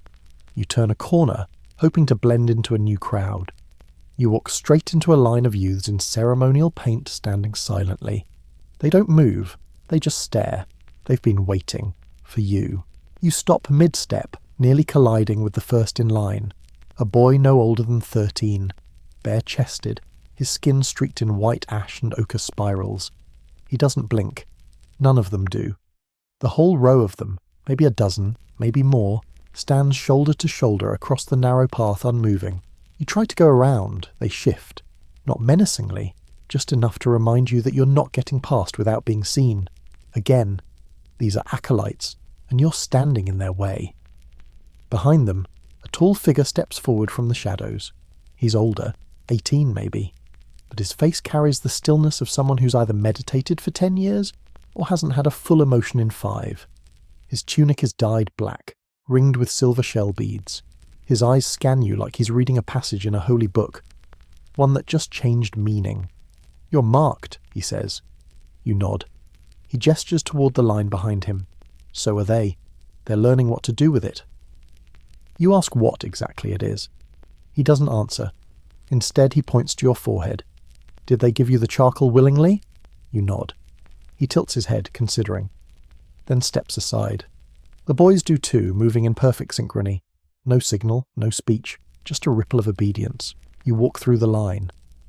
One of the acolytes murmurs something as you pass. You catch a word. Zompantli, the skull rack. A bad sign or just a bad joke? You don't ask. The path opens into a courtyard paved with smooth stones. Bright light from above. Faint smell of copal and something else. Metallic, warm, and unsettlingly familiar. The space is quiet. Not empty. Just waiting. Several of the acolytes file in behind you. They fan out in silence, forming a wide circle along the courtyard walls, watching. Not hostile, not friendly, just present. You feel like a participant in a test that no one told you were taking. From the far side, a priest enters. You know he's a priest because no one else walks like that, with slow, deliberate steps that carry centuries. His robe is midnight blue, covered in hundreds of tiny obsidian chips that catch the light like blinking eyes. He stands in front of you, says nothing, just holds up a mirror. It's not glass, it's polished obsidian, perfectly black.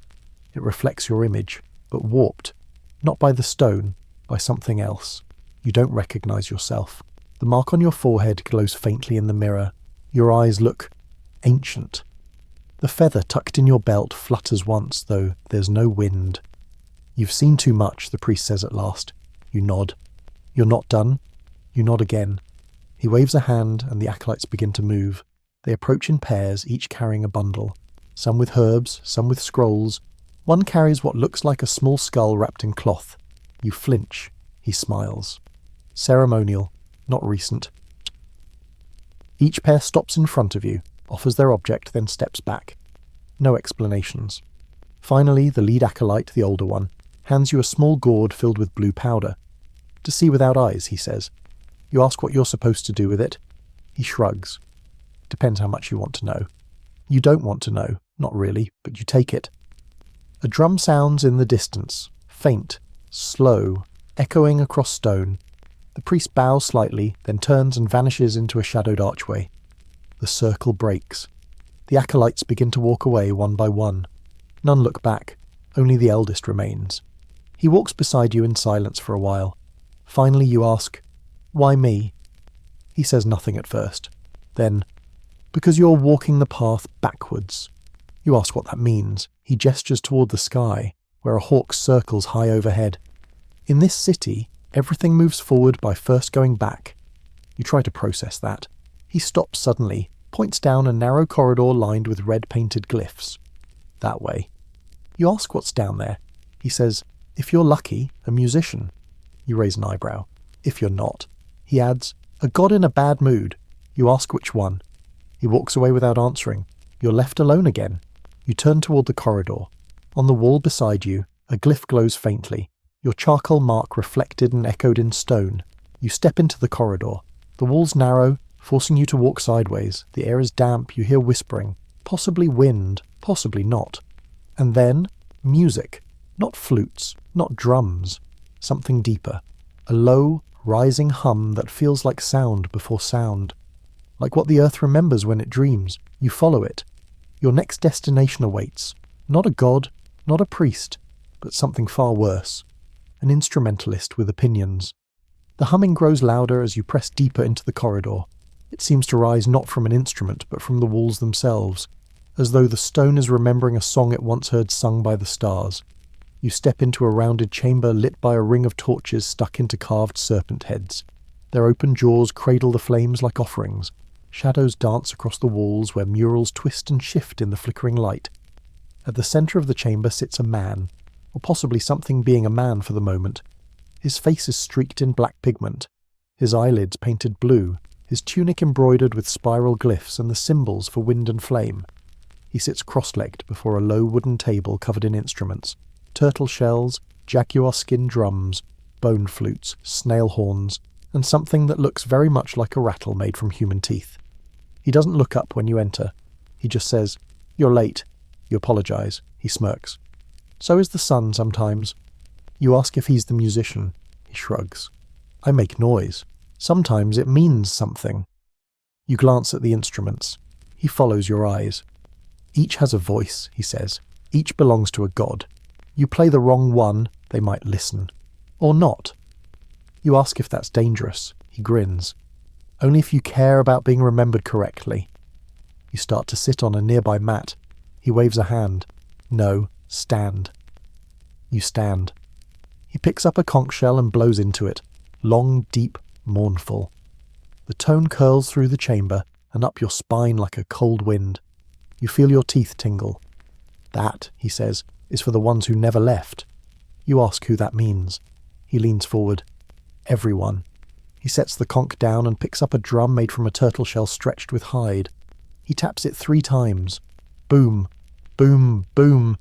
It matches your heartbeat exactly. You blink. Then he lifts a bone flute, presses it to his lips, and begins to play. The sound isn't pleasant. Not at first. It scrapes across your ears like wind through cactus needles. But underneath there's a pattern, something spiralling inward. You realise it's mimicking breath. In, out, short, long, shallow, deep. He stops. You're breathing exactly with the rhythm. See, he says. Music remembers faster than people do. He hands you the flute. You don't want it. He insists. It's light, cold. You raise it to your lips and blow. Nothing. He sighs. Breathe from below. The gods don't hear shallow air. You try again. This time, a note escapes. High, thin, reedy.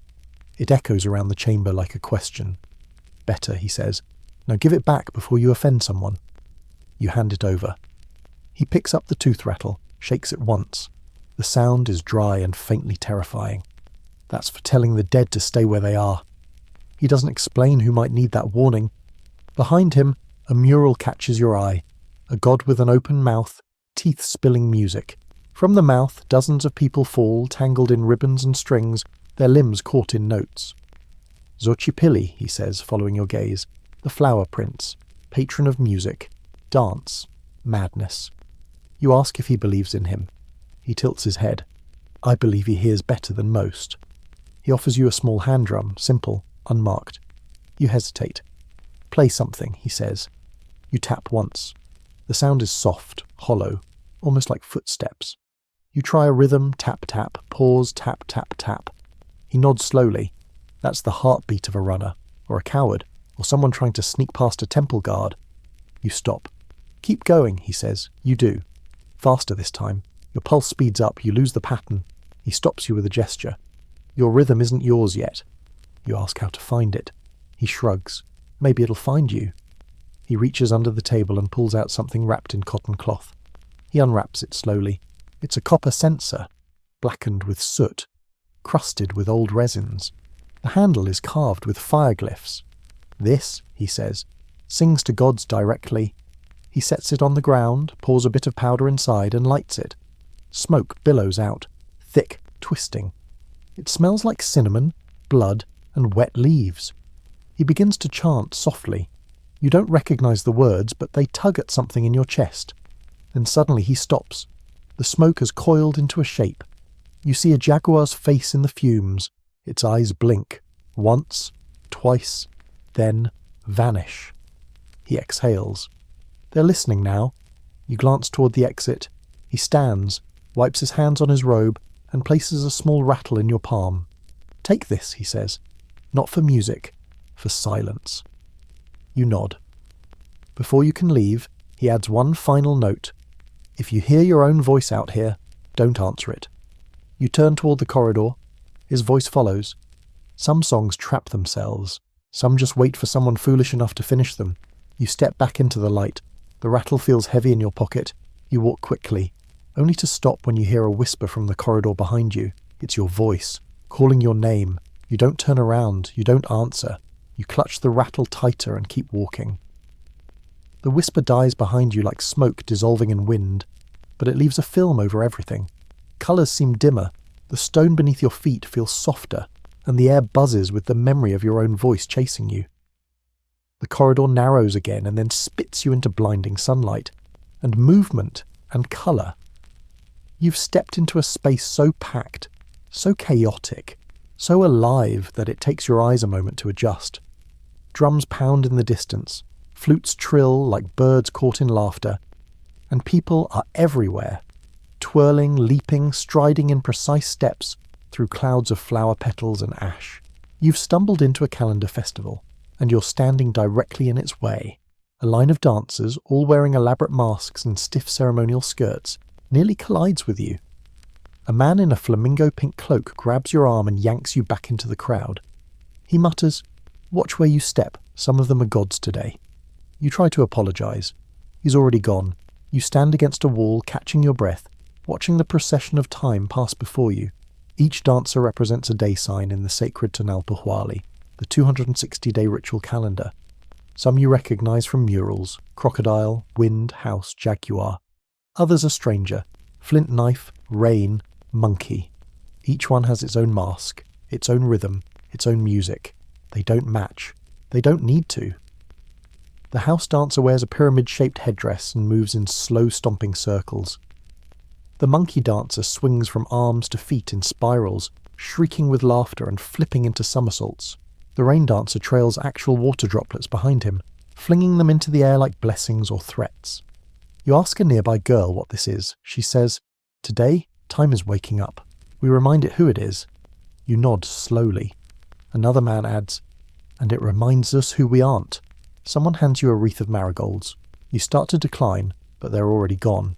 You tie it to your belt, where the feather and rattle now jostle together like unwanted souvenirs from a haunted gift shop. The dancers spin. The drums grow louder. Suddenly everyone freezes. Even the air. You realise the next dancer hasn't appeared. There's a gap in the procession. People glance toward the corridor behind you, expecting someone or something. The drummers shift awkwardly, uncertain. Then a figure steps into the circle. They wear no mask, no cloak, just a plain cotton robe and a single red line painted across their eyes, like a sunrise at war. They walk with bare feet across hot stone, leaving no sound. They stop in the centre of the circle and raise one hand. Everyone kneels. You're the only one left standing. You kneel. The figure lowers their hand. The drumming resumes, slower now. The dancers begin to move again, this time in reverse. You watch as the wind dancer twirls backward. The house dancer stomps in reverse. The jaguar dancer prowls as if retracting a hunt. You lean toward a boy kneeling beside you. "What's happening?" he whispers. "The calendar's closing, the gods have seen enough." You whisper, "Enough of what?" He doesn't answer. You rise carefully as the procession begins to fragment. Dancers drop their masks and step back into the crowd, suddenly ordinary again. A woman laughs and tosses her headdress onto a pile of others. A man wipes face paint from his jaw and sighs, like he's just come off stage after playing the role of himself. You find yourself walking through what looks like a market for discarded time. Cloaks, shoes, drums, rattles, all used, worn and surrendered. A man is burning feathers in a small clay bowl. Another is collecting petals from the ground with a bone spoon. You spot a stall where a woman is selling used day masks. You pick one up. It's shaped like a flint knife. Jagged, sharp, expressionless.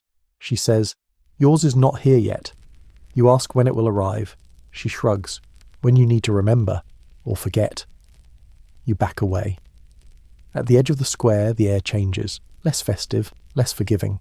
You hear soft bells in the distance, not joyful bells, warning bells. A girl runs past with chalk in her hair and a blood-red smudge on her ankle. You try to follow, but the crowd thickens again, this time not with dancers but with temple guards, broad-shouldered, quiet-eyed, holding ceremonial staves that double as weapons. They walk calmly through the crowd. People make way. They're not looking for trouble. They're looking for someone. You turn your back, melt into the crowd. The drumbeat is fading. You pass a circle of musicians packing up their instruments. You pass the rain dancer now seated, sipping maize drink from a gourd. You pass a boy sweeping up bones. You don't look too closely. And just as you're about to leave the square, someone grabs your arm. You turn. It's a woman in a sun-yellow robe, her face painted half white, half obsidian. She leans in and says, "Time doesn't forget, even when you do." Then she presses something into your hand. A shard of obsidian. Sharp. Cold. Smiling back at you. You stare at the shard of obsidian in your palm. It catches the sunlight and doesn't reflect your face so much as distort it. Your eyes warped. Your mouth elongated. The charcoal mark on your forehead blooming like spilled ink. You look up. The woman in yellow is gone. Just gone. You pocket the shard with a slow, uncertain hand and step away from the fading music, leaving behind the remnants of the calendar dancers and their strange backwards undoing of time. You hope the worst is over. That's adorable, because you've wandered straight into a corridor that feels wrong. The light is dimmer here. The walls lean inward. The stone is damp. Not from rain, but from something deeper, older. You notice carved alcoves on either side, filled with little statues. Gods, probably, or ancestors, or both. Their faces are sharp. Many have fangs, and every single one is looking at you. You try to keep walking calmly, but then you hear a voice. Not a whisper this time. A vendor's voice. Cheerful. Pitchy. Very much alive. Gods. Beautiful gods. Tiny gods. Real ones. You round the corner and find a stall with a canopy of bones and feathers, a low table crowded with idols, some carved in stone, some moulded from clay, some glittering with inlays of shell or obsidian. Each one has a tiny painted face, wide staring eyes, and an energy that can only be described as aware. The merchant, short and stooped with a tuft of white hair and a grin too wide for comfort, beckons. You need one, trust me. They'll pick you if you don't pick them. You try to wave him off. He grins harder. Too late for waving. One's already watching. You glance down. A small idol, barely the size of your fist, is leaning at an angle against a bowl of maize flour. It's carved from green stone, possibly jade, and shaped like a hunched figure with large eyes and a crescent mouth. You're not touching it, but it's vibrating. Just a little. Just enough that you're certain the ground isn't shaking. It is. You step back. The merchant clucks his tongue.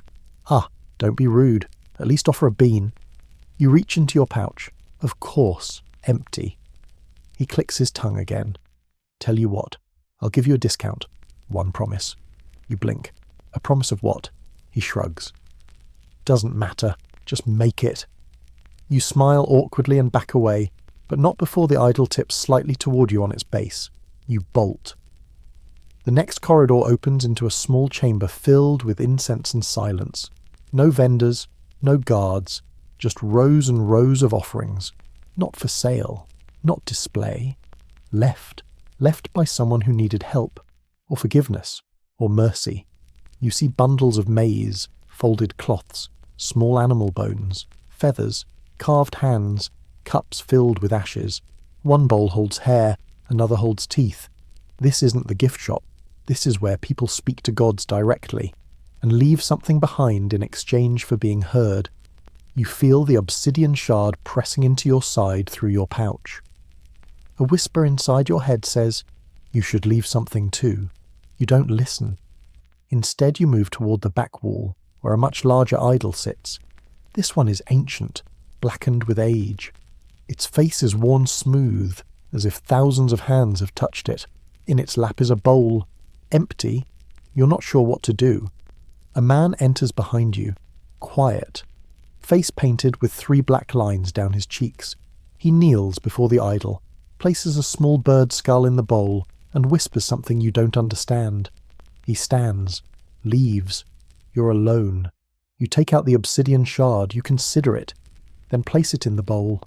The idol does not move, but the room does feel colder. You step back. Suddenly behind you, a voice. You bought a god. You whirl.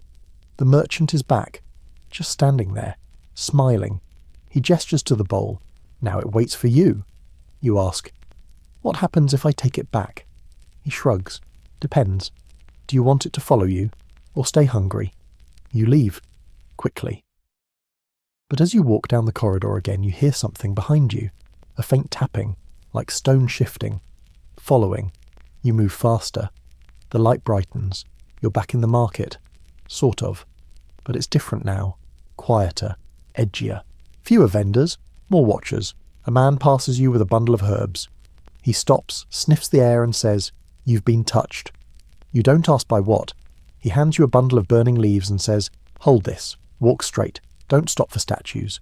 You do as he says. The path turns, you follow it, and find yourself somewhere you never meant to be. Because up ahead, rising over the stone walls and rooftops, you see it. The temple. Not a temple. The temple.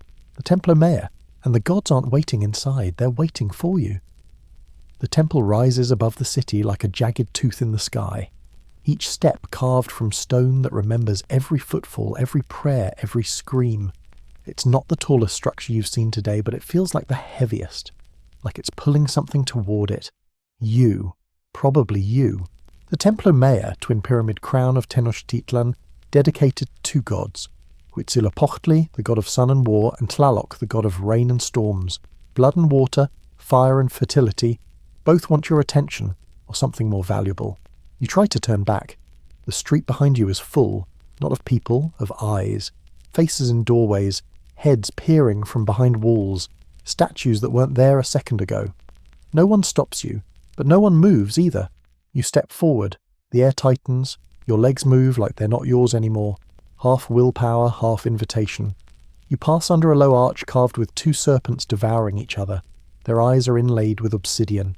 One of them blinks. No one else reacts. You step into the temple plaza and the world narrows to a hush. The base of the temple is alive with movement. Priests in feathered capes. Acolytes sweeping petals into patterns. Workers repainting glyphs that never stay dry. A man is dragging a basket of bones like he's moving firewood. You try not to stare. At the centre of the plaza is a flat platform covered in something dark, red, glossy. You don't ask.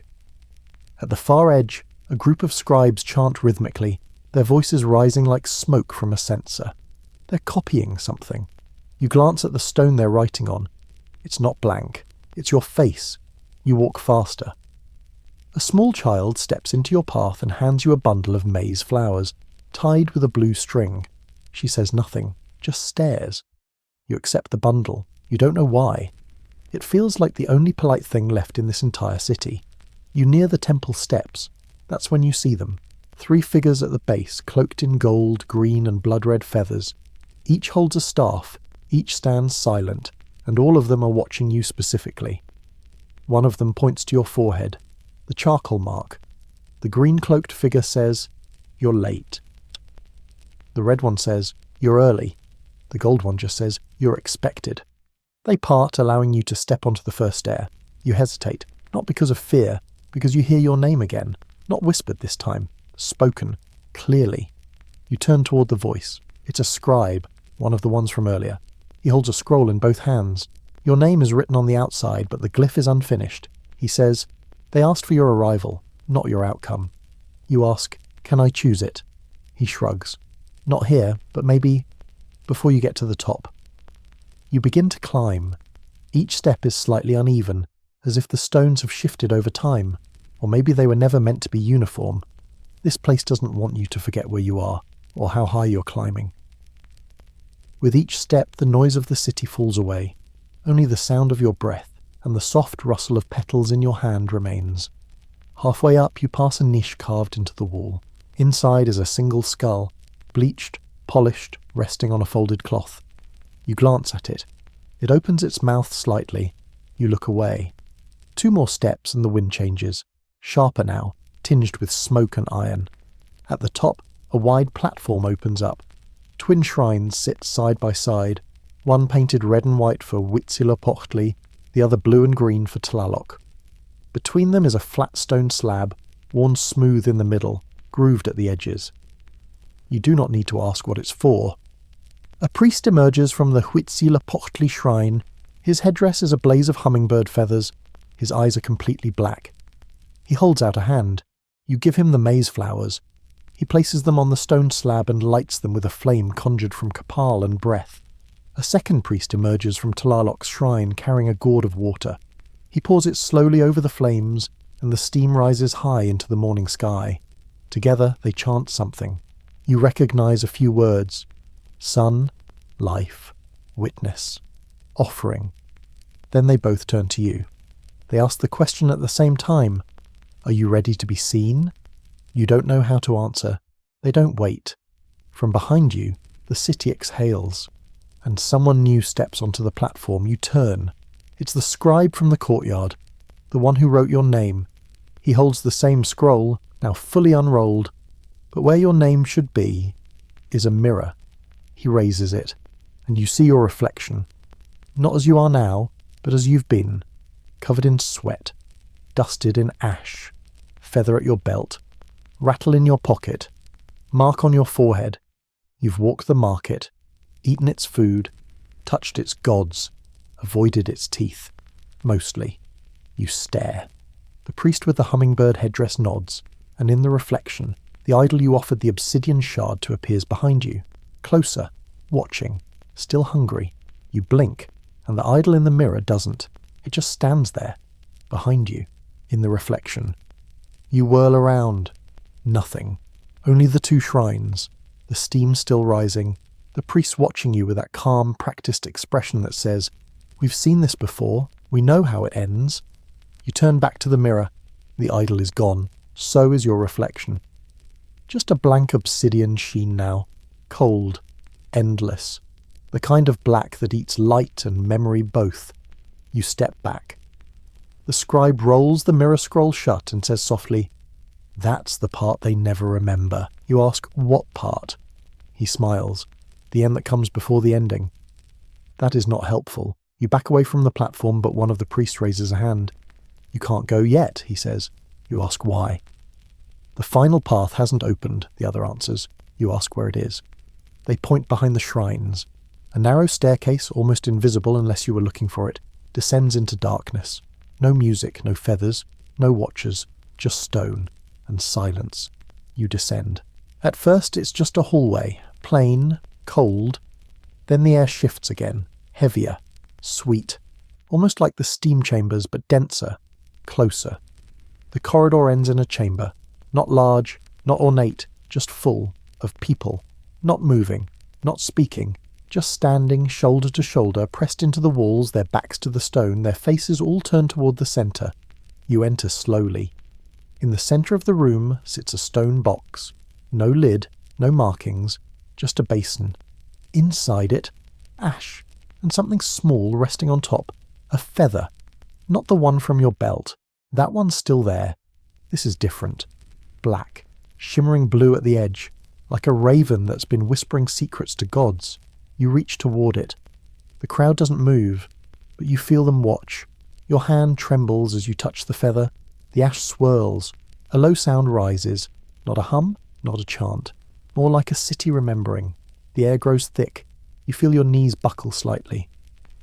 The ash stirs again, then forms shapes. A market stall, a flower garland, a jaguar cub, a calendar dancer, a mirror. Everything you've seen, everything you've touched, and at the centre of it all, your face, but changed, painted, not with charcoal this time, but with red and blue spiral glyphs, across the eyes, down the chin, markings you've seen on statues, on offerings, on the dead. You stagger back. The stone box fades into darkness. The people in the room, gone, just gone. You're alone again, except you're not. You feel breath at your neck. You turn. No one. But on the wall beside you is a glyph, newly painted, still wet. You recognize it. The spiral from the tattoo ceremony, the one for the long journey. You reach out to touch it. A hand catches yours. The scribe. He's here again. He says, they've chosen your path. You ask who. He shrugs. The ones who never left. You ask if you can refuse. He says, you already didn't. You climb the stairs again. Back to the temple top. The city is spread below like a sun-drenched mosaic. And there, standing in the plaza, is the vendor who tried to sell you the god idol. He waves. Behind him, the crowd parts, and a new figure walks forward.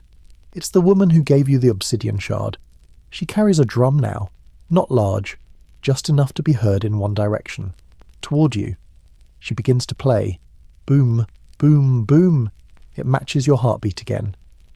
The priests look at you.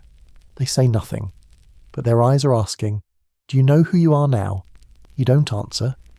But you do step down from the temple, and the crowd opens. You walk through, past flower vendors and bone sellers, past feathered dancers and debt collectors, past gods in clay and spirits in stone, until you stand at the edge of the city. A man nearby whispers, it's not the leaving that's hard. You ask what is. He says, the remembering, then hands you something wrapped in palm leaf. You unwrap it. Inside, a tiny figurine. Yourself. Eyes wide. One hand raised, the other holding a rattle. The rattle from your pocket is gone. So is the feather. You're lighter now, and the wind is rising. You stand at the edge of Tenochtitlan, the city spread behind you like a dream unravelling. The sky is turning, still morning but heavy with the scent of something shifting. Stone underfoot, water in the air. You felt these things all day, but now they hum differently. Not louder, just clearer. You hold the figurine in your hand, yourself, carved in miniature. The feather gone, the rattle gone, but this small effigy remains. Your face wide-eyed, arms posed like you're still deciding if you're waving hello or raising a shield. You ask someone nearby what it means. They say, a promise. You ask, to who? They shrug. Whichever god saw you first. You look back at the city. It's changed. Or maybe you have. The stalls are still there. The colours. The sounds. But now they seem too vivid, too perfectly arranged, like they're performing themselves. Everything glistens a little too much, moves a little too precisely. The people look at you like a stagehand who's wandered on stage during the climax of a play. Someone whispers, he went to the temple. Someone else replies, they always do, once the market chooses them. You start walking again, not back toward the temple, not toward the city centre, but into the maze of smaller alleys, where the buildings tilt like they're in on a joke you haven't been told. You pass a wall where mural fragments fade in and out of light. You swear you see your silhouette painted between a feather merchant and a chili vendor. You don't stop. You keep going until the crowd's thin and the buildings hunch low. Ahead, a mural wraps around the corner of a shrine.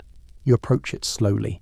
A serpent, coiled in a circle, its own tail in its mouth. Beneath it, a doorway. Not large, just a crack in the wall. Like an invitation you weren't meant to notice. You step through. Inside, stillness. A single room. A mural of the city painted from above. Tenochtitlan ringed by water, threaded with causeways, the sun hanging low over the great temple. And there, painted on the far edge, a single figure walking away, small, quiet, familiar. You sit down. The floor is cool. A clay cup sits beside you, filled with water and a single floating petal. You drink, and the tension in your chest finally unwinds. Not all at once, not completely, but enough. Enough for you to close your eyes and see it all again. The jaguar cubs yawn, the smoke curling from the tattooist's censer, the whisper of your own voice in the corridor, the feather, the rattle, the breathless pause before the calendar turned backward, the idol that tilted when no one else moved, and somewhere behind it all, watching, waiting, your name, still being written. You open your eyes, you stand, and step back into the light. The path has changed again. There are fewer people now, less noise, but still the eyes, always the eyes. Somewhere in the distance a drumbeat begins, not close, but not far enough. You take one last look at the figurine in your hand. It's different now. The arms are lowered, the eyes are closed. You tuck it away and walk on, not because the city told you to, but because it let you go. And now, let's let everything soften. The footsteps fade behind you. The city, once humming with motion and music, slows like a spinning top winding down. The colours fade to warm earth tones, the sounds dim to a faint rustle, wind through feathers, water lapping gently at the base of a shrine. Even the air feels softer now, like silk that's been worn smooth by stories. That heaviness in your chest, the tension in your jaw, it can leave now too. You're not in the market anymore. You're not watching, not being watched. You're just here, breathing. If you close your eyes, maybe you can still feel the sun over the stone, the whisper of smoke brushing your skin, the weight of a gift you never asked for, and the strange peace that comes from having carried it anyway. There's no more drumming now, no chanting, no riddles disguised as directions, only quiet, only the soft, steady rhythm of your breath. In and out, in and out. You're not holding anything now, no tokens, no feathers, just rest. Just that subtle hum of calm at the edge of sleep, like a temple breathing beneath the earth, like a market that never closes, like a name written where no one can erase it. You're safe now. You're done walking. Let the lights dim. Let the gods sleep. Let your story rest beside theirs. Rest beside theirs. Rest beside theirs. Rest beside theirs. Rest beside theirs. Rest beside theirs. Rest beside theirs. Rest beside theirs. Rest beside theirs. Rest beside theirs. Rest beside theirs.